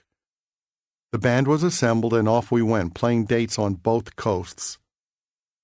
I don't think Gene cared about my solo tour at all. If anything, my decision to go out on my own probably made him feel better about what he was doing and not doing. Eric Carr, on the other hand, was forlorn about my doing something outside of Kiss. He also seemed hurt that he couldn't play in my solo band, even after I had explained to him that the whole point for me was to do something different on my own. "You're the drummer in Kiss," I told him. "You can't be my backup drummer." It was exciting and liberating to go on stage as myself. One night we played a very crowded gig in Brooklyn at a famous club called L'Amour, and a guy ran up on stage and tried to hug me. All of a sudden there was a huge ball of hair on the stage. The stage invader had ripped out some of my hair extensions. Everybody had hair extensions back then, and when one of mine got pulled out, it looked like a dead rat on the stage.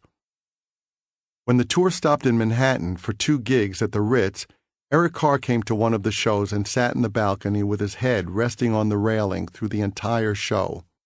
Afterwards, he came backstage and out of left field turned to Eric Singer and said, "You're going to replace me." "What are you talking about?" I said. "He's going to replace me in Kiss," said Eric Carr, nodding at Eric Singer. "Listen, Eric, you're the drummer in Kiss, and he's the drummer in my solo band." Eric Carr was not a happy camper by the late 80s. He had started to drink more and may have been doing drugs as well, though I wasn't sure. People tended to conceal drug use from me since they knew I was adamantly opposed to it. I don't know whether Eric's increased drinking exacerbated whatever he was going through or whether the drinking was a result of his unhappiness, but he started to get erratic. By the time Kiss reconvened and began to tour our next album, Hot in the Shade, in late 1989, Eric Carr stopped talking to me entirely. Hot in the Shade hatched a hit single, Forever, that allowed us to go out on a major tour again. The video got into heavy rotation on MTV, and we put together a package tour rotating in some young MTV-friendly bands like Faster Pussycat, Danger Danger, and Winger. One of the bands, Slaughter, had basically started as Vinnie Vincent's backup band after we kicked him out of Kiss. But they too had tired of Vinnie, left him, ditched the name Vinnie Vincent Invasion, and lo and behold, became really successful once they were no longer with him. Their record label kept them and let Vinnie go. Funny thing about Forever, because it was somewhat uncharacteristic for Kiss, people pegged it as a Michael Bolton song, since he was co-credited as songwriter. Surely I couldn't have written it. In fact, after an all-too-brief initial writing session at the Sunset Marquee, Michael had so little to do with it that once it became a hit, he asked the Kiss office to fax him over a copy of the lyrics. Only then did he start performing the song in concert and introducing it as a song he wrote for Kiss. When our record label first heard Forever, it was the first time in a decade that an A&R man at our label actually weighed in with an opinion on one of our songs. He sat me down in his office and said I needed to re-edit it so it faded out on the chorus. That was song arranging 101, and even though it could be effective in some cases, it wasn't right for that song. The ending was one of the qualities that made Forever unique. This desk expert pushed his opinion relentlessly, and with a tone that made it seem like more of a directive than a suggestion. I'd had enough. I was doing this before you were in grade school, I told him. I was at this label before you were here, and I'll be here after you're gone, so thanks, but no thanks. That was the end of the meeting. Forever reached number 8 on the Billboard singles chart, giving us our first top 10 single in more than a decade. Not long after, that record company expert was replaced with the next one. Also at the time of Hot in the Shade, we brought in my therapist, Dr. Jesse Hilson, to run the Kiss office and oversee the organization. I signed a formal release saying he was no longer my therapist and would not act further in that capacity. From then on, we rarely spoke about anything but business. Outside of the band, eyebrows were raised about the wisdom and even ethics of my former psychiatrist working for me, given that earlier relationship. I understand that point of view, but when did Kiss ever play by the rules? Our very success was built on ignoring the rules, writing our own rules, and sometimes throwing those out too. Hilson sought out unconventional people to align ourselves with in a business often plagued by inside deals and favors done at the artist's expense. He brought in Bill Randolph, a Wall Street corporate attorney with no experience in entertainment law. For accounting, he again avoided the big specialized New York firms and instead found Aaron Van Dyne, a savvy certified public accountant with an office in New Jersey. Van Dyne had the knowledge and software to calculate the royalties due to songwriters and recording artists, but his lone music clients were Eddie Brigati and Felix Cavaliere of the Rascals. Both Bill and Aaron remain cornerstones of our team to this day, and their maverick approach and fierce dedication have built each of them a well-deserved broad roster of clients. Unfortunately, the same can't be said of Hilson.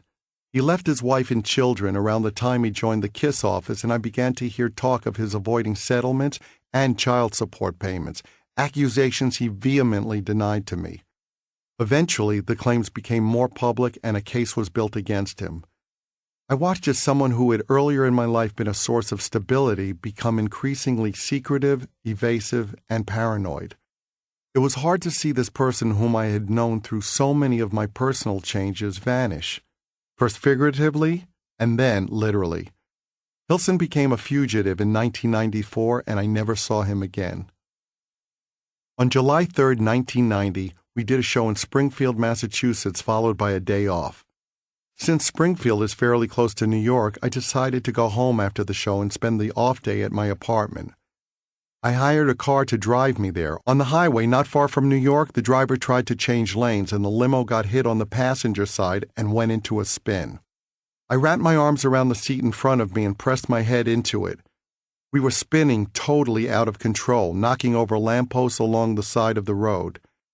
Then the car slammed head-on into an embankment, and I flew over the front seat and under the dashboard. The car folded around me.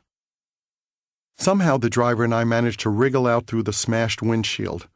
When a state trooper arrived on the scene, he looked at the car, which was totaled, turned to me and said, "You were in that car?" It was the middle of the night. I went home to bed. The next morning I could barely move. I went to the hospital where they x-rayed my body from head to foot. I was severely banged up, but I refused to stay there for observation and was helped home. We had to cancel the next few shows, yet nobody from the band called me. When I returned to the tour, I woke up every day unable to turn my head or bend down. I still had such bad back spasms that I had to have a physical therapist loosen me up before each show. Even so, nobody from the band ever asked what had happened. Nobody ever asked how I was feeling. Nobody ever mentioned it at all. I was in a car crash, for God's sakes. You're my bandmates. I couldn't understand it. At the end of the tour, I went straight into a studio in New York to fool around with some demos. Studios are like fortresses or casinos with no windows and no clocks. Real life is shut out. Whatever studio I worked in always became my asylum. It kept me cloistered away from the world. One night alone in the studio, it hit me. It's not that you need to be here, it's that you have no place to go. I had no meaningful relationships, no real connections to the world. Not even within the band that had long served as my de facto family. I had the luxury of being able to go into a studio whenever I wanted. I also had the luxury of going into a studio as an alternative to having nothing else to do. When I got a call about the possibility of producing a band on the West Coast, I quickly booked a flight. When I boarded the plane, I sat down feeling fine, just like any other time I had ever flown. But all of a sudden, my hands started shaking uncontrollably and my lips went numb. I started gasping for air. I couldn't breathe. Am I having a heart attack? I was terrified and had no idea what was happening to me. I jumped up, grabbed my things, and ran off the plane. What just happened? Once I calmed down with the help of a Valium, I went straight to a doctor's office. The doctor told me not to worry. It was just a panic attack. Chapter 47. I always find it interesting when people watching talk shows think the guests on the show are telling the truth. They believe the host and the guest are having an actual conversation like they would in their own home or at a coffee shop. They're performing. Talk show guests always have an agenda and know how they want to come across and what they are selling. That's the case whenever you're in front of the media, whether you're faced with a camera lens or a microphone. When I was in bed with a dozen women being interviewed for the documentary The Decline of Western Civilization Part 2, The Metal Years, it was no different. Once Kiss took off the makeup, I got to be the same guy I was on stage, even without the grease paint. I enjoyed having that line erased, and yet, even though the line had been erased, it wasn't actually me. It may have been a little confusing. Truth be told, I think some women were disappointed that I wasn't like the guy on stage when I was behind closed doors with them. I could perform like that, I could act like that, I could be like that in bed, but it wasn't real. Women were often thrown that they weren't getting what they expected. In some ways, I was much more boring and uptight than they had hoped. The scenario in The Decline of Western Civilization wasn't totally unrealistic. It was having all the women there at one time that was unrealistic. Having that many wasn't, it's just they would be with me over the course of a week, but I wanted to take it to an absurd limit. I created that character, yes, but I also had a sense of humor about it. I'm sure some people thought, what an asshole. But I thought it was funny. I was chuckling along with the viewers. Look at him. I was playing Superman. Still, as I approached my 40th birthday, I began to think I needed to find someone, settle down, and have a family. Playing Superman was well and good, but it seemed like my career, or how I was perceived, was a detriment to finding that person. Sometimes that led to situations where I felt I had to give a disclaimer, as if the life I lived necessitated an apology. I tried to tell some of the women I dated, hey, I'm not really like that, or I'm really a nice guy, or I'm really down to earth. Those things would either prove themselves to be so or not, but I felt the need to explain myself. That was a bad precedent for a relationship. People either got it or they didn't. I thought back to the early 80s in a club I used to go to in New York called Tracks.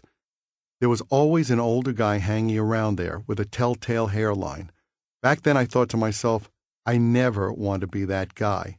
Now, a decade later, I felt I was in danger of becoming that very same guy. I didn't want to be the guy with the comb-over still hitting on young chicks. It was ugly, awkward, and embarrassing. I also didn't want to be alone. How was I going to fix this situation? I know, I'll get married. I wasn't shy about telling people about my new goal. I had finally relocated permanently to L.A., and I figured the best way to meet someone was to let everybody know what I was looking for. I put the word out. Soon a guy I knew told me about a woman he knew. As a matter of fact, he had dated her. He said if she gave him the okay, he would pass along her number. She said no, because she had just ended a relationship. That piqued my interest. If something was unavailable, I wanted it. I kept insisting until finally she agreed to let him give me her number. She was an actress named Pam Bowen who had made one-off appearances on shows like MacGyver, Moonlighting, and Cheers, and was the spokeswoman character for a big computer company. On our first date, she was late. When we finally got to spend a bit of time together, she told me that she hadn't wanted to meet me because she was having a hard time getting over her European boyfriend, Claude, who had gone back to Europe to marry his other girlfriend. The other girlfriend was pregnant by him, and he felt it was his duty. I would later see firsthand that even duty had its limitations. For our second date, I arranged to take her to opening night at the Los Angeles Opera together with Bob Ezrin and his wife Fran. My assistant told me confidentially that Pam said she didn't have anything appropriate to wear. No problem, I said. I arranged a fitting for a rented gown the way celebrities often do for award shows. For some reason, she wanted to meet me at my house rather than have us pick her up. 20 minutes before the curtain was to go up, Bob, Fran, and I were looking at each other in my driveway, wondering where Pam was and whether we could possibly make the show. Still no Pam. Fran turned to me and said, "Is she always like this?" I shrugged. Finally, Pam pulled up in her car. "I followed her car up the wrong road," she said through sobs and tears. Huh? We all climbed into the limo and the driver managed the impossible, getting us downtown in record time just as the theater lights were going down. As Pam and I began to socialize more together, we spent our time with her friends because I had so few of my own. But I didn't think much of her friends. One was Marla Maples, whose claim to fame was breaking up Donald Trump's marriage. Not exactly a pillar of society. But Pam had a very charitable attitude when she spoke of a number of other people I found questionable. "They have a good heart," she would say. "For what, a transplant?" I answered. "It's not about how good your heart is, it's about what you do with it during your life." These people were bad based on their actions and life experiences. To me, you can't discount that by saying somebody has a good heart. Even so, I told myself I was in a realistic, normal relationship that could lead to marriage. There was also a lot of drama in the relationship. Right from the start, we constantly sent cards and letters back and forth about being alternatively disappointed or sorry and trying to explain things. The problems definitely went both ways, but I always thought I could fix whatever was wrong with me and with her. I want a relationship. I want marriage. I want a family. I want a life out of a Norman Rockwell painting. Then one afternoon in early 1991, Eric Carr called me at home. He had just gotten home from the doctor's office. "What's wrong?" I said. "I spat up some blood, so I thought I'd go get checked out," said Eric. "Everything cool?" "I don't know," he said, "but I'm really worried. They gave me some kind of scan and found a finger-shaped growth going in and out of my heart." "Did they say anything?" "They said it could be cancer." "Nah, don't worry about it," I said. "Everything always seems worse than it really is. There's no reason to think the worst-case scenario is the one that will happen. The chances that it's serious are so small, and even if it's cancer, you'll get it taken care of." Unfortunately, a few days later, he called me again. "It really is cancer," Eric told me. Worse still, it was an extremely rare form of cancer. The number of cases of heart cancer every year is in the single digits, but I still thought everything would be okay. He left L.A. for a hospital in New York City, and Gina and I flew out to be with him during his open-heart surgery. As far as I understood it, they took part of his heart out and then reconstructed it with what was left. Not long afterwards, we were asked to record "God Gave Rock and Roll to You" for the movie Bill and Ted's Bogus Journey, with Bob Ezrin producing, trying to capture some Destroyer-era magic and erase the memory of the elder. Eric desperately wanted to work on the song, but he was still very frail. "You have to pay attention to your health now," I told him, "whether that means recuperating on a tropical island or just resting and focusing on yourself." If I knew then what I know now, I never thought this might be his last chance to perform. I would have let him play, but at the time, I was sure he would beat the odds. So Eric Singer played that session, though Eric Carr came to L.A. and sat behind the drums for the video shoot. He had lost all his hair from the cancer treatment and had to wear a massive wig to replicate his natural puffball. He played like a man possessed during the video shoot, duplicating Eric Singer's parts in take after exhausting take. God Gave Rock and Roll to You came out really well, and we decided to try to make another album with Bob Ezrin. When Bob is in top form, he's hard to beat, and I think he wanted to prove something. He too was embarrassed about The Elder, and he wanted to buckle down and create a hard-edged, quality album. Hot in the Shade had been a hodgepodge. It was obvious the band was fragmented. If Gene was going to re-engage and we could get back to doing what we did well, I was all for it. We told Eric Carr that we were going to record an album without him. We assured him we would pay all of his bills and keep his insurance going. I reiterated that in the grand scheme of things, the band mattered little. He had to focus on doing whatever he could to get well without compromise. Bob brought in a bunch of drummers to rehearse with us as we started working on Revenge. We played with Ainsley Dunbar for a while, who'd done stints in Journey, Whitesnake, and the Jeff Beck Group, among many others. He was a great classic English drummer, but he just didn't fit. At some point, we brought Eric Singer back. Whether you work in a band or at a factory or in any other kind of job, you have to work together with other people, and that connection affects the overall quality of the work as well as the atmosphere. As fate would have it, Eric Singer fit perfectly.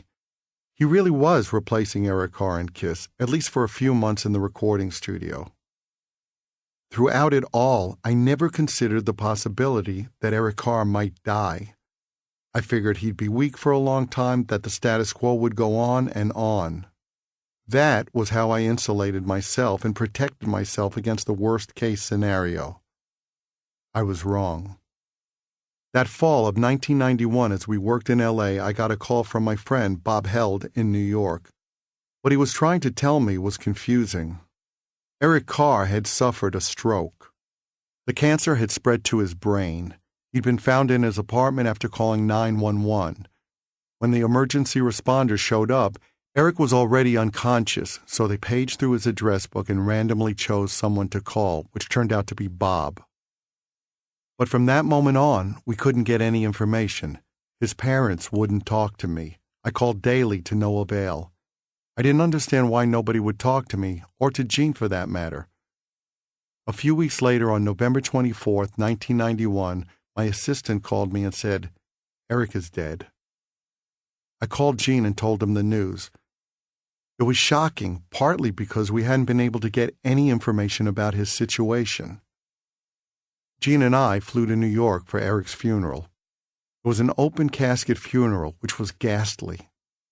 The body in the casket, which was holding a set of drumsticks, didn't look like Eric.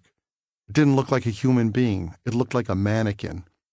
Eric's girlfriend, a Playboy playmate he'd been with for several years, briefly took the drumsticks out of the casket for some reason, and Eric's fingers moved as she did. The scent of flowers was overwhelming. You could barely breathe. But I could also smell hostility all around us, people bristling at our presence. Peter and Ace were there. Peter, who everyone knew resented and disliked Eric, tried to tell me that Eric had been calling him all the time. Nothing seemed to make sense. Eric's girlfriend was also filled with anger at me and Gene. It turned out that Eric had painted us as the bad guys. He said we'd booted him out of the band and didn't support him, which simply wasn't true. Everyone there seemed to have the impression that Eric had been cut off, but he hadn't been cut off. Once we told him we were going to record Revenge, he cut himself off from us. I didn't feel like the bad guy, and it was strange to be treated that way. During the service, it was as if a switch had been thrown inside me, and I started sobbing uncontrollably, just bawling my eyes out. In the wake of Eric Carr's death, I continued to spend a lot of time wondering whether I had handled things correctly. Though I thought I had made the best choices at the time, I began to realize I'd been wrong. We had cut Eric off in perhaps the worst way, by denying him what mattered to him most, his place in Kiss. That had been lost on me while we continued to do everything we thought was important, everything we thought we could and should do. It was wrong to keep Eric from the thing he loved most, what for him was a lifeline, Kiss. And I should have seen that since the band functioned the same way for me and I wasn't even sick. I should have known. Chapter 48. A few months later, in January 1992, Pam threw a surprise 40th birthday party for me at the Hollywood Athletic Club. I was caught totally off guard and was thrilled to see a large turnout that included my parents, whom Pam had secretly flown out to L.A. She also hired a Kiss tribute band called Cold Gin to play the party. Cold Gin had started to pack the Troubadour Club doing classic Kiss songs and makeup, at a time when tribute bands were not yet a big thing. The guy playing ace in the band was guitarist Tommy Thayer. I knew Tommy a little bit by then and had tried writing with him too. He played the parts faithfully and knew every lick. I was impressed. He had clearly worked at learning those parts and put pride and persistence into it. It was also fun for me to see a band doing what I no longer did. Tommy told me that he had shifted his professional focus. Aside from the tribute band, he was mostly concentrating on producing and managing bands now. He didn't want to be the oldest guy in a band, still trying to make it, living with a stripper on Franklin Avenue. He didn't want to be the oldest guy in the club, a sentiment I totally understood, and that impressed me. Listening to Cold Gin was also an interesting reminder that Kiss had started out as a classic rock band. That early material sounded more like Humble Pie or The Who than the hair bands. It felt good to have Revenge in the bag, since it was a credible album on which we got back to doing what we did well. Music would always go through changes. We had thought that we weren't current, but that had been a misjudgment. We didn't need to chase trends, we needed to do what we did and do it well. Soon we had to get ready to tour Revenge. Even though Eric Singer played on the album, we had never made any promises about his touring with us or, after Eric Carr's death, joining the band. Now we had to decide what to do. Gene and Bruce didn't know Eric Singer as a person at all. They had crossed paths with him only for a few hours here and there in the recording studio. But I could vouch for Eric's work ethic and his sense of responsibility as a result of working with him on my solo tour. Eric Singer had been a team guy when it mattered, during the long hours spent touring on the road. The next dilemma sounds silly in retrospect. Eric Singer had dyed blonde hair back then, and Bruce, Gene, and I actually had a meeting to discuss whether we could deal with that. Everybody in the history of the band had had dark hair. Could we have a guy in Kiss with blonde hair? Fuck it, we weren't going to make a decision at this point in our lives based on the color of someone's hair. So Eric Singer, as Eric Carr had eerily predicted, became the new drummer in Kiss. We rehearsed and played a few club gigs in April to break him in. One thing we quickly learned about Eric was that he also had an amazing voice. Even though he had toured with my solo band, I had no idea. As soon as we started rehearsing the classic material, Eric said, "Okay, which vocal parts do you want me to sing?" I thought he was joking. Gene sang him a part. "Can you sing that?" It was too low. So Gene took that part and Eric tried a higher part. Eric was phenomenal at the high harmonies, and soon we shifted duties around so he was basically singing all of the high parts, which in Kiss usually carried the main melody. I shifted down to one of the other parts. It was great because it was tough to have to do it all. Talk between the songs, sing the lead, and sing the main melodies of the harmonies all night long. Having such a great background vocalist join the band was a godsend. As we got ready to go to Europe for the first leg of the Revenge tour, I was planning to ask Pam to marry me. And when she became pregnant, I knew this was the time to ask. I bought a beautiful engagement ring. I picked the stone myself and had it set in a band designed to look like a vintage ring she loved. I was very excited when I got it, very excited when I asked her to marry me, and very excited when I went home in June and we prepared for our July wedding. With Pam pregnant and our wedding day fast approaching, we finally went to a meeting with separate counsel to discuss a prenuptial agreement. I had insisted on the meeting because of the vast discrepancy between what we were coming into the marriage with, both monetarily and materially. By this time, I was happily paying virtually all of Pam's bills, but I still wanted to try to come to an agreement at a time when goodwill prevailed. Not 5 minutes into the meeting, she ran from the room hysterical. I ran after her. When I caught up to her, she told me that we could have the baby without getting married. She said she wanted nothing from me if things didn't work out down the road. Where I'm from, she said, your word is your bond. Overtaken by the fear of losing her completely, I told her I still wanted to get married, without any agreement. A few days before the wedding, Pam miscarried. We were both devastated but went ahead as planned. Everybody at the wedding knew what had happened, and the air of gloom was undeniable. The silence in the face of sadness was all too familiar to me. When Kiss headed out on a full arena tour in October, Pam never seemed to know where I was or whether I had a show that day or a day off. I would call her and she literally had no clue about where I was and what I was doing. I began to waver back and forth, sometimes wondering what I had gotten myself into, and other times thinking I had to do whatever it took to make it work. I can make anything work. The European guy Pam had just broken up with when I first met her never stopped calling her, and she never stopped talking to him. Early on, Claude called her several times a week from Europe. I asked her why. I could understand his showing no respect for me or our marriage, but I didn't understand why Pam didn't seem to either. Especially after I told her that the calls bothered me a lot and asked her to stop. She didn't want to hear it. Making any concessions or adjustments wasn't part of her concept of marriage. She saw anything like that as a loss of her freedom, as limiting her ability to be whomever she wanted, whenever and wherever she wanted. Although it wouldn't cure the core problem, I came up with what I thought was a sobering threat. Why don't I call Claude's wife to see whether she knows you guys talk constantly and see how she feels about it? Pam looked at me with daggers. I was stifling her freedom, she said. The contact didn't stop, I would later learn. It just happened when I wasn't around. I seemed to be back in a disappointingly familiar place, seeking approval or acceptance and not getting it. Pam and I pushed each other's buttons in a way that didn't leave either of us happy. You don't let me be who I am, she would say, so you'll never get to see the real me. We talked about issues like that until we were blue in the face, but I had chosen to be in the relationship.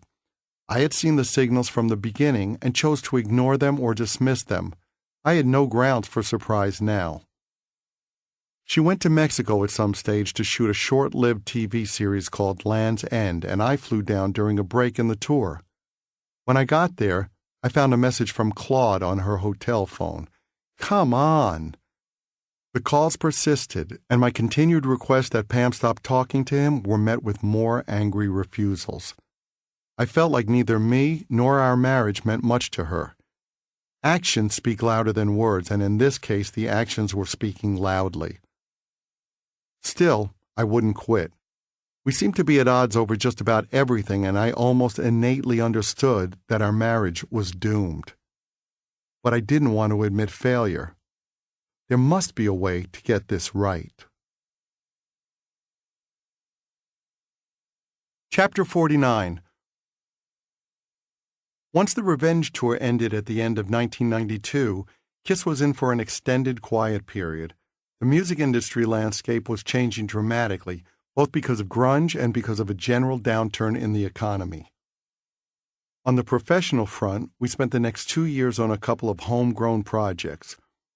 Gene came up with the idea of a photo-heavy coffee table book on the band called Kisstory, which Jesse Hilson brilliantly suggested we create, print, and market ourselves. Gene also had the idea for a series of Kiss conventions. For both projects, we turned to Tommy Thayer. Tommy was from Portland, Oregon. His family owned office supply stores, and his father was a retired brigadier general. Tommy was bright and diligent, and despite tasting a little success with his first band, Black and Blue, he had moved on, cut his hair, and started working on the sidelines of the business. Tommy also loved Kiss. When work began on Kisstory, Tommy started the months-long process of going through boxes and boxes of photos and clips in our archives. Not surprisingly, he bore down on the material. He had an encyclopedic knowledge of Kiss, and in a pre-internet era, when every bit of minutia wasn't readily available, his brain was a unique and genuine resource for a project like we had in mind. Eventually, when the photo editing was done, Tommy moved to Jean's guest house where a computer had been set up to produce the book. Jesse figured out how to market the book through an 800 number. He figured selling directly would work better than using a traditional publishing company, and his hunch was correct. Once we finished the book and had it printed in Korea, we hired a telemarketing company to take phone orders and ship the books, and it was a huge success. The conventions would be a traveling Kiss museum of sorts, where memorabilia collectors and fans would congregate to celebrate the band. Concert promoters had no interest in acts perceived as hair bands, but we figured that, as with the book, we could do it by ourselves, rent ballrooms at hotels, and put on the events without a promoter. Again, we needed someone to handle the logistics, and again, we turned to Tommy, who had proved so knowledgeable and hard-working during the making of Kisstory. The conventions were really Jean's baby, and I had very little to do with them. I did help Tommy get custom mannequins from a shop in Burbank, and then apply the makeup on their faces. Our original plan was to use normal store mannequins, but they didn't look right. I remember being struck by how different the faces looked after the face paint was applied to them, even though they were all identical mannequin heads. The makeup seemed to change the whole structure of the faces. We also had the 4 wax heads from the Hollywood Wax Museum. When I looked at mine, I didn't think it looked like me, so I got out some sculpting tools and altered the face. Jean, Tommy, and I started going through boxes at our storage space. We went through crate after crate and cataloged what was in each with the help of a photographer. It was fun to pull out the old outfits and have a look at them again. Day after day, we went through the stuff and slowly decided what to display and how to display it. Tommy and I drove down to a place in Buena Park near Disneyland to a workshop where they built custom-made plexiglass enclosures. We designed a set of collapsible display cases and ordered them. All along, we paid close attention to the budget since we were paying for everything out of pocket and doing it all on our own, with no advances. It was a real education. While the book and conventions were still in the planning phase, we also began to discuss a new album. Bob Ezrin wasn't available, but it didn't matter because Gene had a bee in his bonnet. Music was different now, he said, and we needed to be current. I think maybe he was attracted to the grunge sound because it was dark. It fit with the persona he wanted to project. When I brought in a few songs early in the process, he was very dismissive. "You don't know what's going on," he said. "You don't know what music is like anymore." I just couldn't picture Kiss writing gloom and doom stories. "What are we going to write about?" I asked him. "That our housekeepers didn't show up today? Our limo was late?" It was ridiculous for me to write gloomy songs, and just as ridiculous for Gene to do it too. It ain't that dark in Beverly Hills. I was also skeptical about what all the grunge bands would do on their second albums. There were a lot of great first albums, but what would they do once they were platinum acts instead of kids living in roach-infested garages? I mean, if they were so miserable once they had money, they could all go see shrinks. But Gene felt strongly about the project, so I agreed to the plan. He didn't want to do it any other way. I could be proven wrong. Hey, maybe the album would come out and everybody would say it was a work of genius. I seriously doubted it. After all, it was us impersonating other bands, which made no sense. Kiss celebrated life. We sang about how great life was and about self-empowerment. Now we had to mope and sing about how miserable everything was? That wasn't us doing what we do well. I started tuning my guitar down, but I struggled with writing songs I had no real connection to. Meanwhile, Gene reveled in the idea of trying to out-Metallica. There was already a great Metallica, and we sure as hell weren't going to beat them. We were, at our best, a great Kiss, and that fact seemed lost as we tried to hop on a train that we could never pull. We'd be lucky to be the caboose. Fortunately, I eventually found a subject I felt connected to. I wrote "I Will Be There" for my new son, Evan. Pam had gotten pregnant again in late 1993, and in June of 1994, we went to the labor and delivery unit at Cedars-Sinai Hospital. Pam was about a week past due, so we went there with an appointment for her to be induced. She wasn't actually in labor, so I had plenty of time to set up my tripod and camera. I'll never forget the last sonogram before Evan was born. The 3D technology was still pretty new, and when the doctor did a close-up of his head, Evan turned and faced the device as if on cue. Oh my God, that's my face! I'd always thought that having kids someday would be a terrific thing, but until I cut the umbilical cord, I didn't realize the depth of it, the holiness of it, the sacredness of it. Up until that day, life never made much sense to me. You showed up on Earth, spent a little time here, and died. It seemed pointless. But as soon as I held Evan in the delivery room and we made eye contact, I suddenly got it. We don't really die. We were here on Earth to leave the world a better place through our children. And through our children, we lived on. It was stunning to make eye contact with this little person who had just entered the world and to realize that I would continue. This was the cycle that had been going on since the beginning of time. I would live on through him. As we were driving home from the hospital with this new little being in my car, I was absolutely terrified. I probably caused accidents because of how slow I was driving. When babies are born, their necks can't support their heads, and if their heads lean too far one way or the other, they can suffer from lack of blood flow to the brain. I drove 5 miles an hour, constantly looking in the rearview mirror to make sure his head was upright in the car seat. I had always considered myself the center of my universe. When Evan came along, I suddenly moved aside without even thinking about it. He became the center of my universe, and maybe he was a second chance for me to experience a childhood the way it was supposed to be. His birth calmed me and answered a big question. Why are we here? We're here to raise children and leave something better behind. The profundity of the moment took me back to Hawaii years before, when I had thought I was drowning. Back then, all I could think about was that it made no sense that the world would go on after I died. Looking into my son's eyes, I went from being the center of the universe to being glad to move aside and cede it to him. It's yours, son. I am here because of those who came before, and I will go on because of those who come after. All of a sudden, I slept better. Chapter 50. The KISS conventions came to fruition in 1995, starting in Australia. Ticket pre-sales were strong, so we weren't anxiously waiting to see whether anyone showed up. The conventions worked because of the mythology of KISS. That was the drawing power. The concept was unique and people responded. And responded in some unique ways. Some people, for instance, got married at the conventions. That might seem odd to some, but I saw it as a huge compliment. I never took it lightly that somebody chose to get married in KISS makeup at one of these events. The fact that the band meant that much to people was terrific. To have that kind of impact and to be that much a part of the fabric of somebody's life was a special feeling.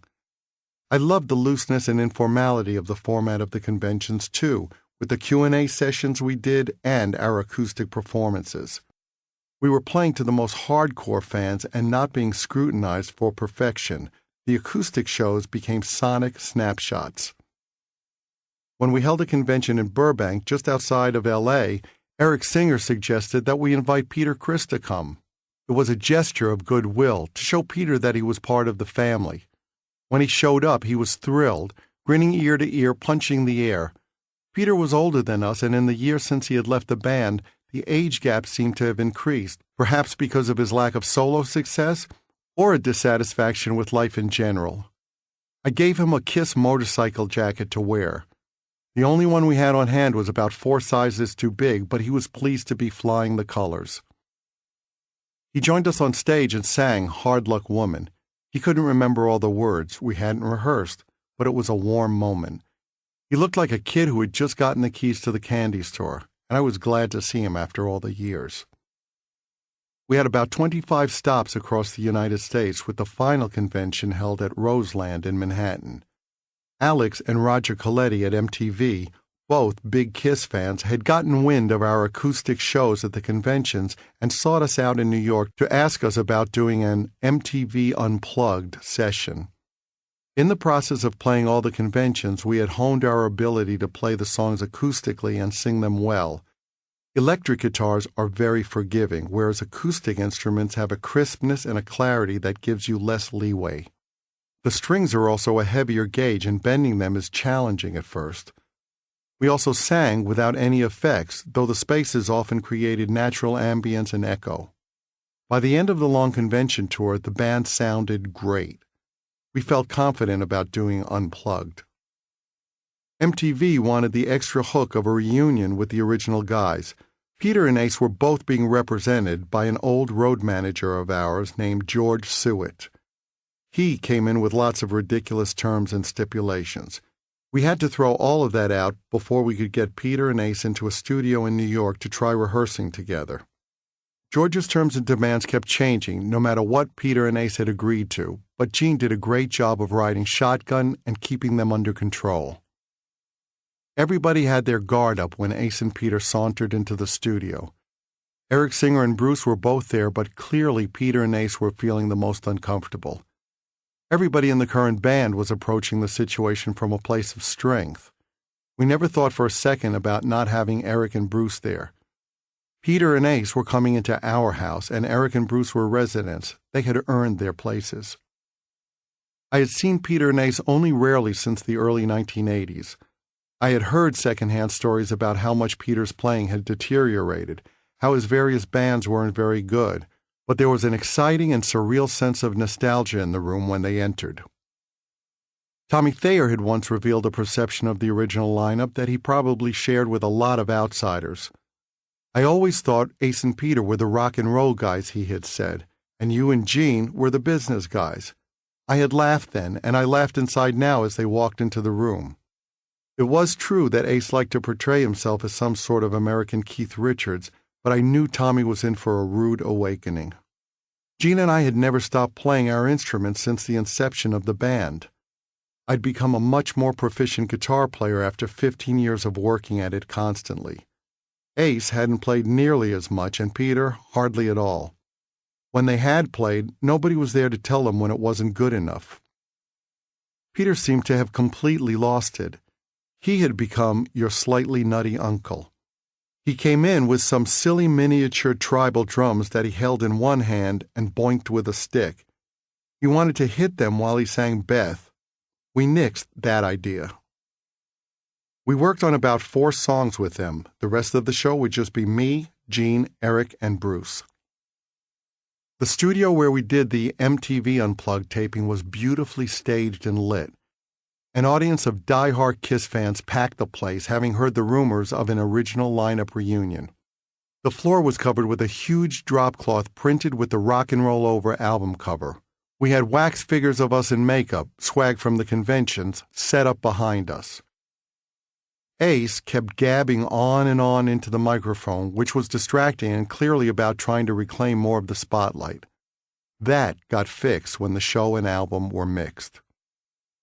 When the show was aired in August 1995, it proved to be the second most viewed MTV Unplugged in the history of the show. Almost as soon as it aired, speculation about a full-on reunion started to brew. To me, there seemed to be sufficient good feelings to explore the possibility. In fact, I saw it as a logical next step. Also, given the well-documented car accidents and other brushes with death that Ace and Peter seemed to constantly have, the window for a reunion might shut sooner rather than later, as far as I was concerned. One of these guys was sure to kick the bucket, and if there ever would be a time to get back together, it was now. I also thought a reunion might provide closure. When the band broke apart, we were all young and stupid. Maybe we could get back together having learned from life, and everyone would see the band for the gift it was.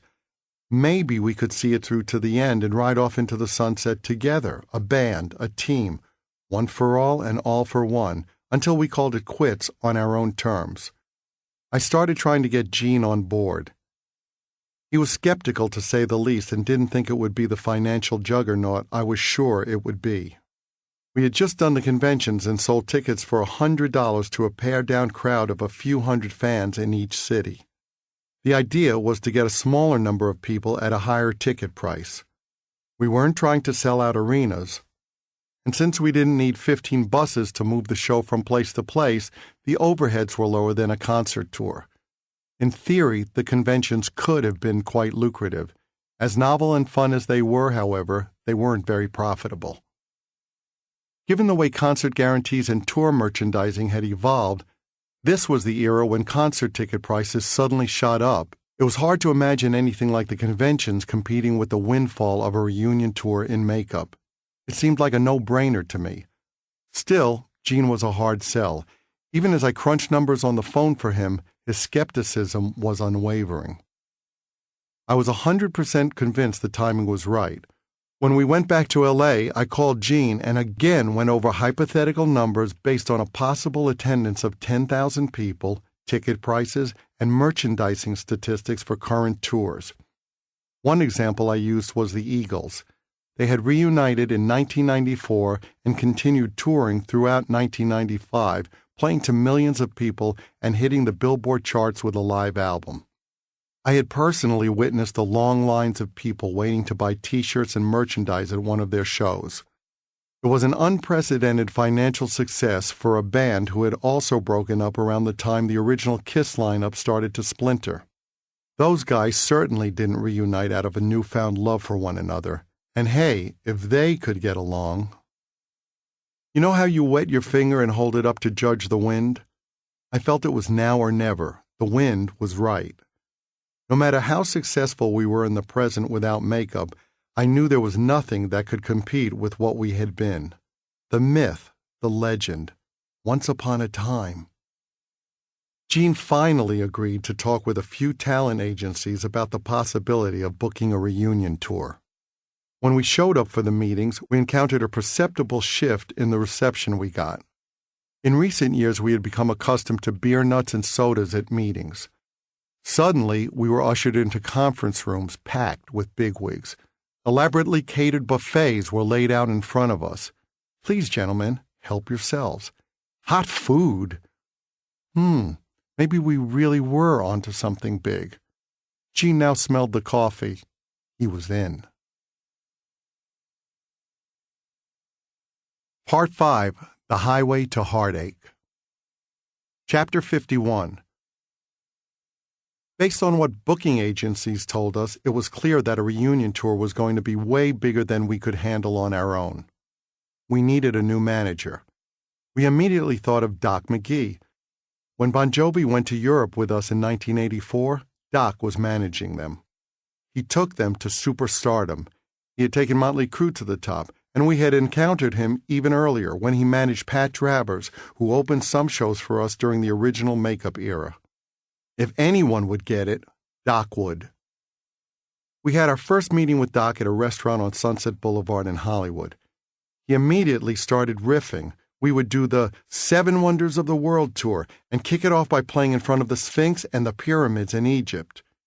He thought big, ridiculously big, just like we had, just like Bill Aucoin had. Clearly, Doc was the right guy. It was a relief to find somebody who not only got it, but was capable of adding to it, of raising the ante. We didn't take meetings with anyone else. As the planning started, it became obvious this wasn't going to be 1 year out of our lives, but rather a chunk of our lives, years. Doc was talking about everyone putting all their time and effort into a reunion. Even though Gene was mouthing his enthusiasm, I warned Doc, I've seen this movie, I know how it ends. Doc assured me that he could keep everyone engaged, but I knew the inevitable truth. I liked shooting for the moon, but it was also imperative for Doc to understand and accept reality. The adrenaline was flowing, and we were all shooting sparks as we came up with endless ideas. One thing Gene kept bugging Doc about was getting Kiss on the covers of Time and Newsweek magazines. Apparently, Bruce Springsteen had been on both simultaneously at the time of Born in the USA, and Doc now had marching orders to make it happen for us. Gene said, Doc, the only way you're going to get on the cover of those magazines is if you shoot the president with your makeup on. Doc is one of us. As a reunion became more and more concrete, we had to break the news to Eric Singer and Bruce Kulick. We scheduled a meeting at Gene's house. I don't think those guys thought a reunion was feasible because they had witnessed the state of Peter and Ace's playing during the MTV Unplugged rehearsal and taping. I realized later that they expected the meeting to be a game planning session for the release of Carnival of Souls. When we broke the news, they both seemed blindsided. Eric and Bruce weren't happy, but we told them we would keep them on the payroll while they took some time to figure out their next moves. Eric has always been a little cynical and has always seen himself as a hired gun. Even then, he was already a journeyman drummer who had played with lots of bands. He worked for everybody because he was just that good, and yet in this instance, he was clearly hurt. We didn't mean to hurt those guys, but I still felt bad. They call it the music business for a reason, Eric said, as a way of saying he understood the decision. I appreciate the fact that you guys had the balls to do this face to face. I guess it hadn't always been that way in the course of his career, but that was something important to me.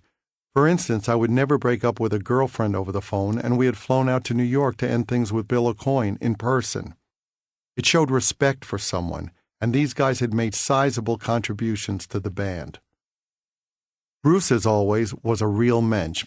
I get it, he said. A reunion seems obvious. It's the way to go.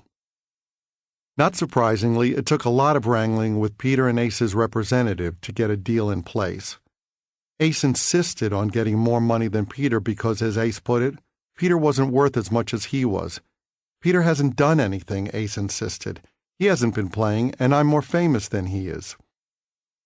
Of course, this was all behind Peter's back.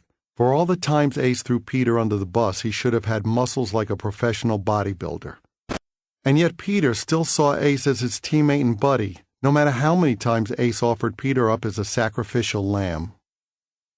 In the past, people had told me, the time to find out that you don't want to be in bed with somebody isn't when your clothes are off. So we spelled everything out in the contracts with those guys, ground rules, consequences for not following them, all the things we would and wouldn't do. And most importantly, we would rehearse and see how everyone responded to working together within carefully spelled out parameters. We left nothing to chance. Part of that included hiring personal trainers, not just for Peter and Ace, but for me and Gene too. We wanted the band to look the way people remembered us looking. The last thing I wanted was people to be disappointed when they saw a bunch of fat guys in tights. The trainers weren't bodybuilders or anything like that. It was about cardio and basic strength. Even so, the guy working with Peter was aghast, not only at how weak he was and how low his endurance was, but also at how little Peter was willing to work. The trainer said it was like working with an old man. Peter had a tendency to explode at the trainer about nonsense because Peter didn't like working out. Ace, as usual, was just lazy, but he put in his time. Alongside the physical training, we also started the rehearsal process, or tried to. We convened in L.A. in March, planning to rehearse for several months. It was imperative to look and sound great for these shows. We were competing not just with our past, but with people's recollections of our past. That was the challenge as I saw it. We had to recreate the impact our shows had on people at a time when nobody else did what we did. By the 90s, everybody had pyrotechnics. Everybody had a show with Kiss DNA in it. All it took was money. We had to blow away a new standard. Then Ace asked, "Why do we need to rehearse? I know these songs like the back of my hand." It quickly became apparent that Ace didn't know the back of his hand very well. And Peter? Peter was another story. There was no point to rehearsing as a band. Peter and Ace didn't know the material, didn't know their parts. I called Tommy Thayer. Tommy knew our music inside out and would make a good coach. We wanted to be true to the original Kiss Alive versions of our classic songs. "Listen, Tommy," I told him, "we need you to get together with Peter, one-on-one in a rehearsal studio. Just you and him, you on guitar, Peter on his drums. You need to go through all the songs with him and make sure he knows what he's doing." After the first day of working one-on-one with Peter, Tommy called me. "Paul," he said, sounding very serious, "I don't know exactly how to say this." "Uh-oh. I want to see this happen more than anything, for the sake of everyone involved," Tommy continued. "But, well, I have to be honest with you. I don't know how you guys are going to be able to do this." He paused. Then I laughed. I assumed he was joking. "No, I'm serious," Tommy said. "Playing with Peter is like playing with someone who picked up drumsticks for the first time today. It's like he's never played before. He doesn't remember anything, and he can't play." Somehow this didn't surprise me. Not only had Peter failed to grow musically or to hone his craft over the years, he had neglected it. I still hoped Tommy could bring him around. "Give it a few more days," I said. "You can do it." Tommy kept at it, recording their sessions on cassette and bringing them over to play for me afterwards, or playing them to me over the phone. Listening to the tapes was frustrating. At times, Tommy would gently say things like, "Maybe that last bit wasn't quite right," and Peter would shout at him aggressively, "Don't you fucking tell me how to play drums." It was a thankless job having to be so diplomatic, having to take Peter's abuse. And for what? So Tommy, a guitar player, could teach Peter, supposedly a professional drummer, how to play his drums as well as a beginner again? In the end, Tommy taught Peter the parts like you would teach a dog a trick. It had nothing to do with music, but lo and behold, after a few weeks it started to click. Peter had learned his tricks. He could roll over and play strutter. We reconvened as a band. Now we realized Ace wasn't there yet either. I was shocked to see the full extent of the deterioration in these guys, the disrespect they had for their talents and gifts. I called Tommy again, same drill. Tommy and Ace sat face to face in a studio for hours a day, 2 chairs, 2 Marshall amps, reviewing songs. Ace got up to speed much faster than Peter had. Again, we reconvened as a band. Now things started to sound better. We obviously weren't going to get to the level of the previous lineup, or any previous lineup, honestly, but there was now a bit of chemistry. We had a bit of that ragtag feel like we'd had in the early years. Finally, the day came when we went over to Gene's house and put on makeup and outfits together again for the first time, just to see how we looked. It was like time had stood still. We were those guys again. It was magical. I even let myself daydream about the possibility of not having just this moment, but of having a future, picking up where we had left off. When we got down to the business of planning the tour, Doc McGee said, "We'll start at Tiger Stadium." "Are you nuts?" I said. I knew it was going to be a big tour, but I didn't see it at that scale. This was well over the number 10,000 that I had pegged when I had called Gene to try to persuade him to consider a reunion tour. Here Doc was having us open at a venue that held 4 times that number of people. No testing the water on ticket sales, no warming up. It was chutzpah beyond anything I could muster. Doc clearly knew something we didn't. He was coming off mega tours with Bon Jovi and Motley Crue, and he knew that perception would become reality if people bought into it. Luckily, we deferred to him. Soon we had offers from venues we had played at the height of things in the 1970s, and this at a time when many of our contemporaries, bands of the 70s and 80s, seemed on the verge of extinction because of grunge and the sea change in the music industry. Meanwhile, we had huge offers on the table. It was unreal. It was like hitting the lottery again. When the tickets for the reunion tour went on sale, usually early in the morning East Coast time, I would get on the phone with Doc in the pre-dawn darkness of L.A. and monitor what was happening at Ticketmaster in real time. Tiger Stadium sold out in less than an hour. As the other shows went on sale, it was the same. Okay, New York just went on sale. Okay, sold out. Rolling into a second show. Second show sold out. The sun wasn't even up where I was, and we had sold out 4 shows at Madison Square Garden. Okay, we're into Boston. It was amazing. Doc had been right.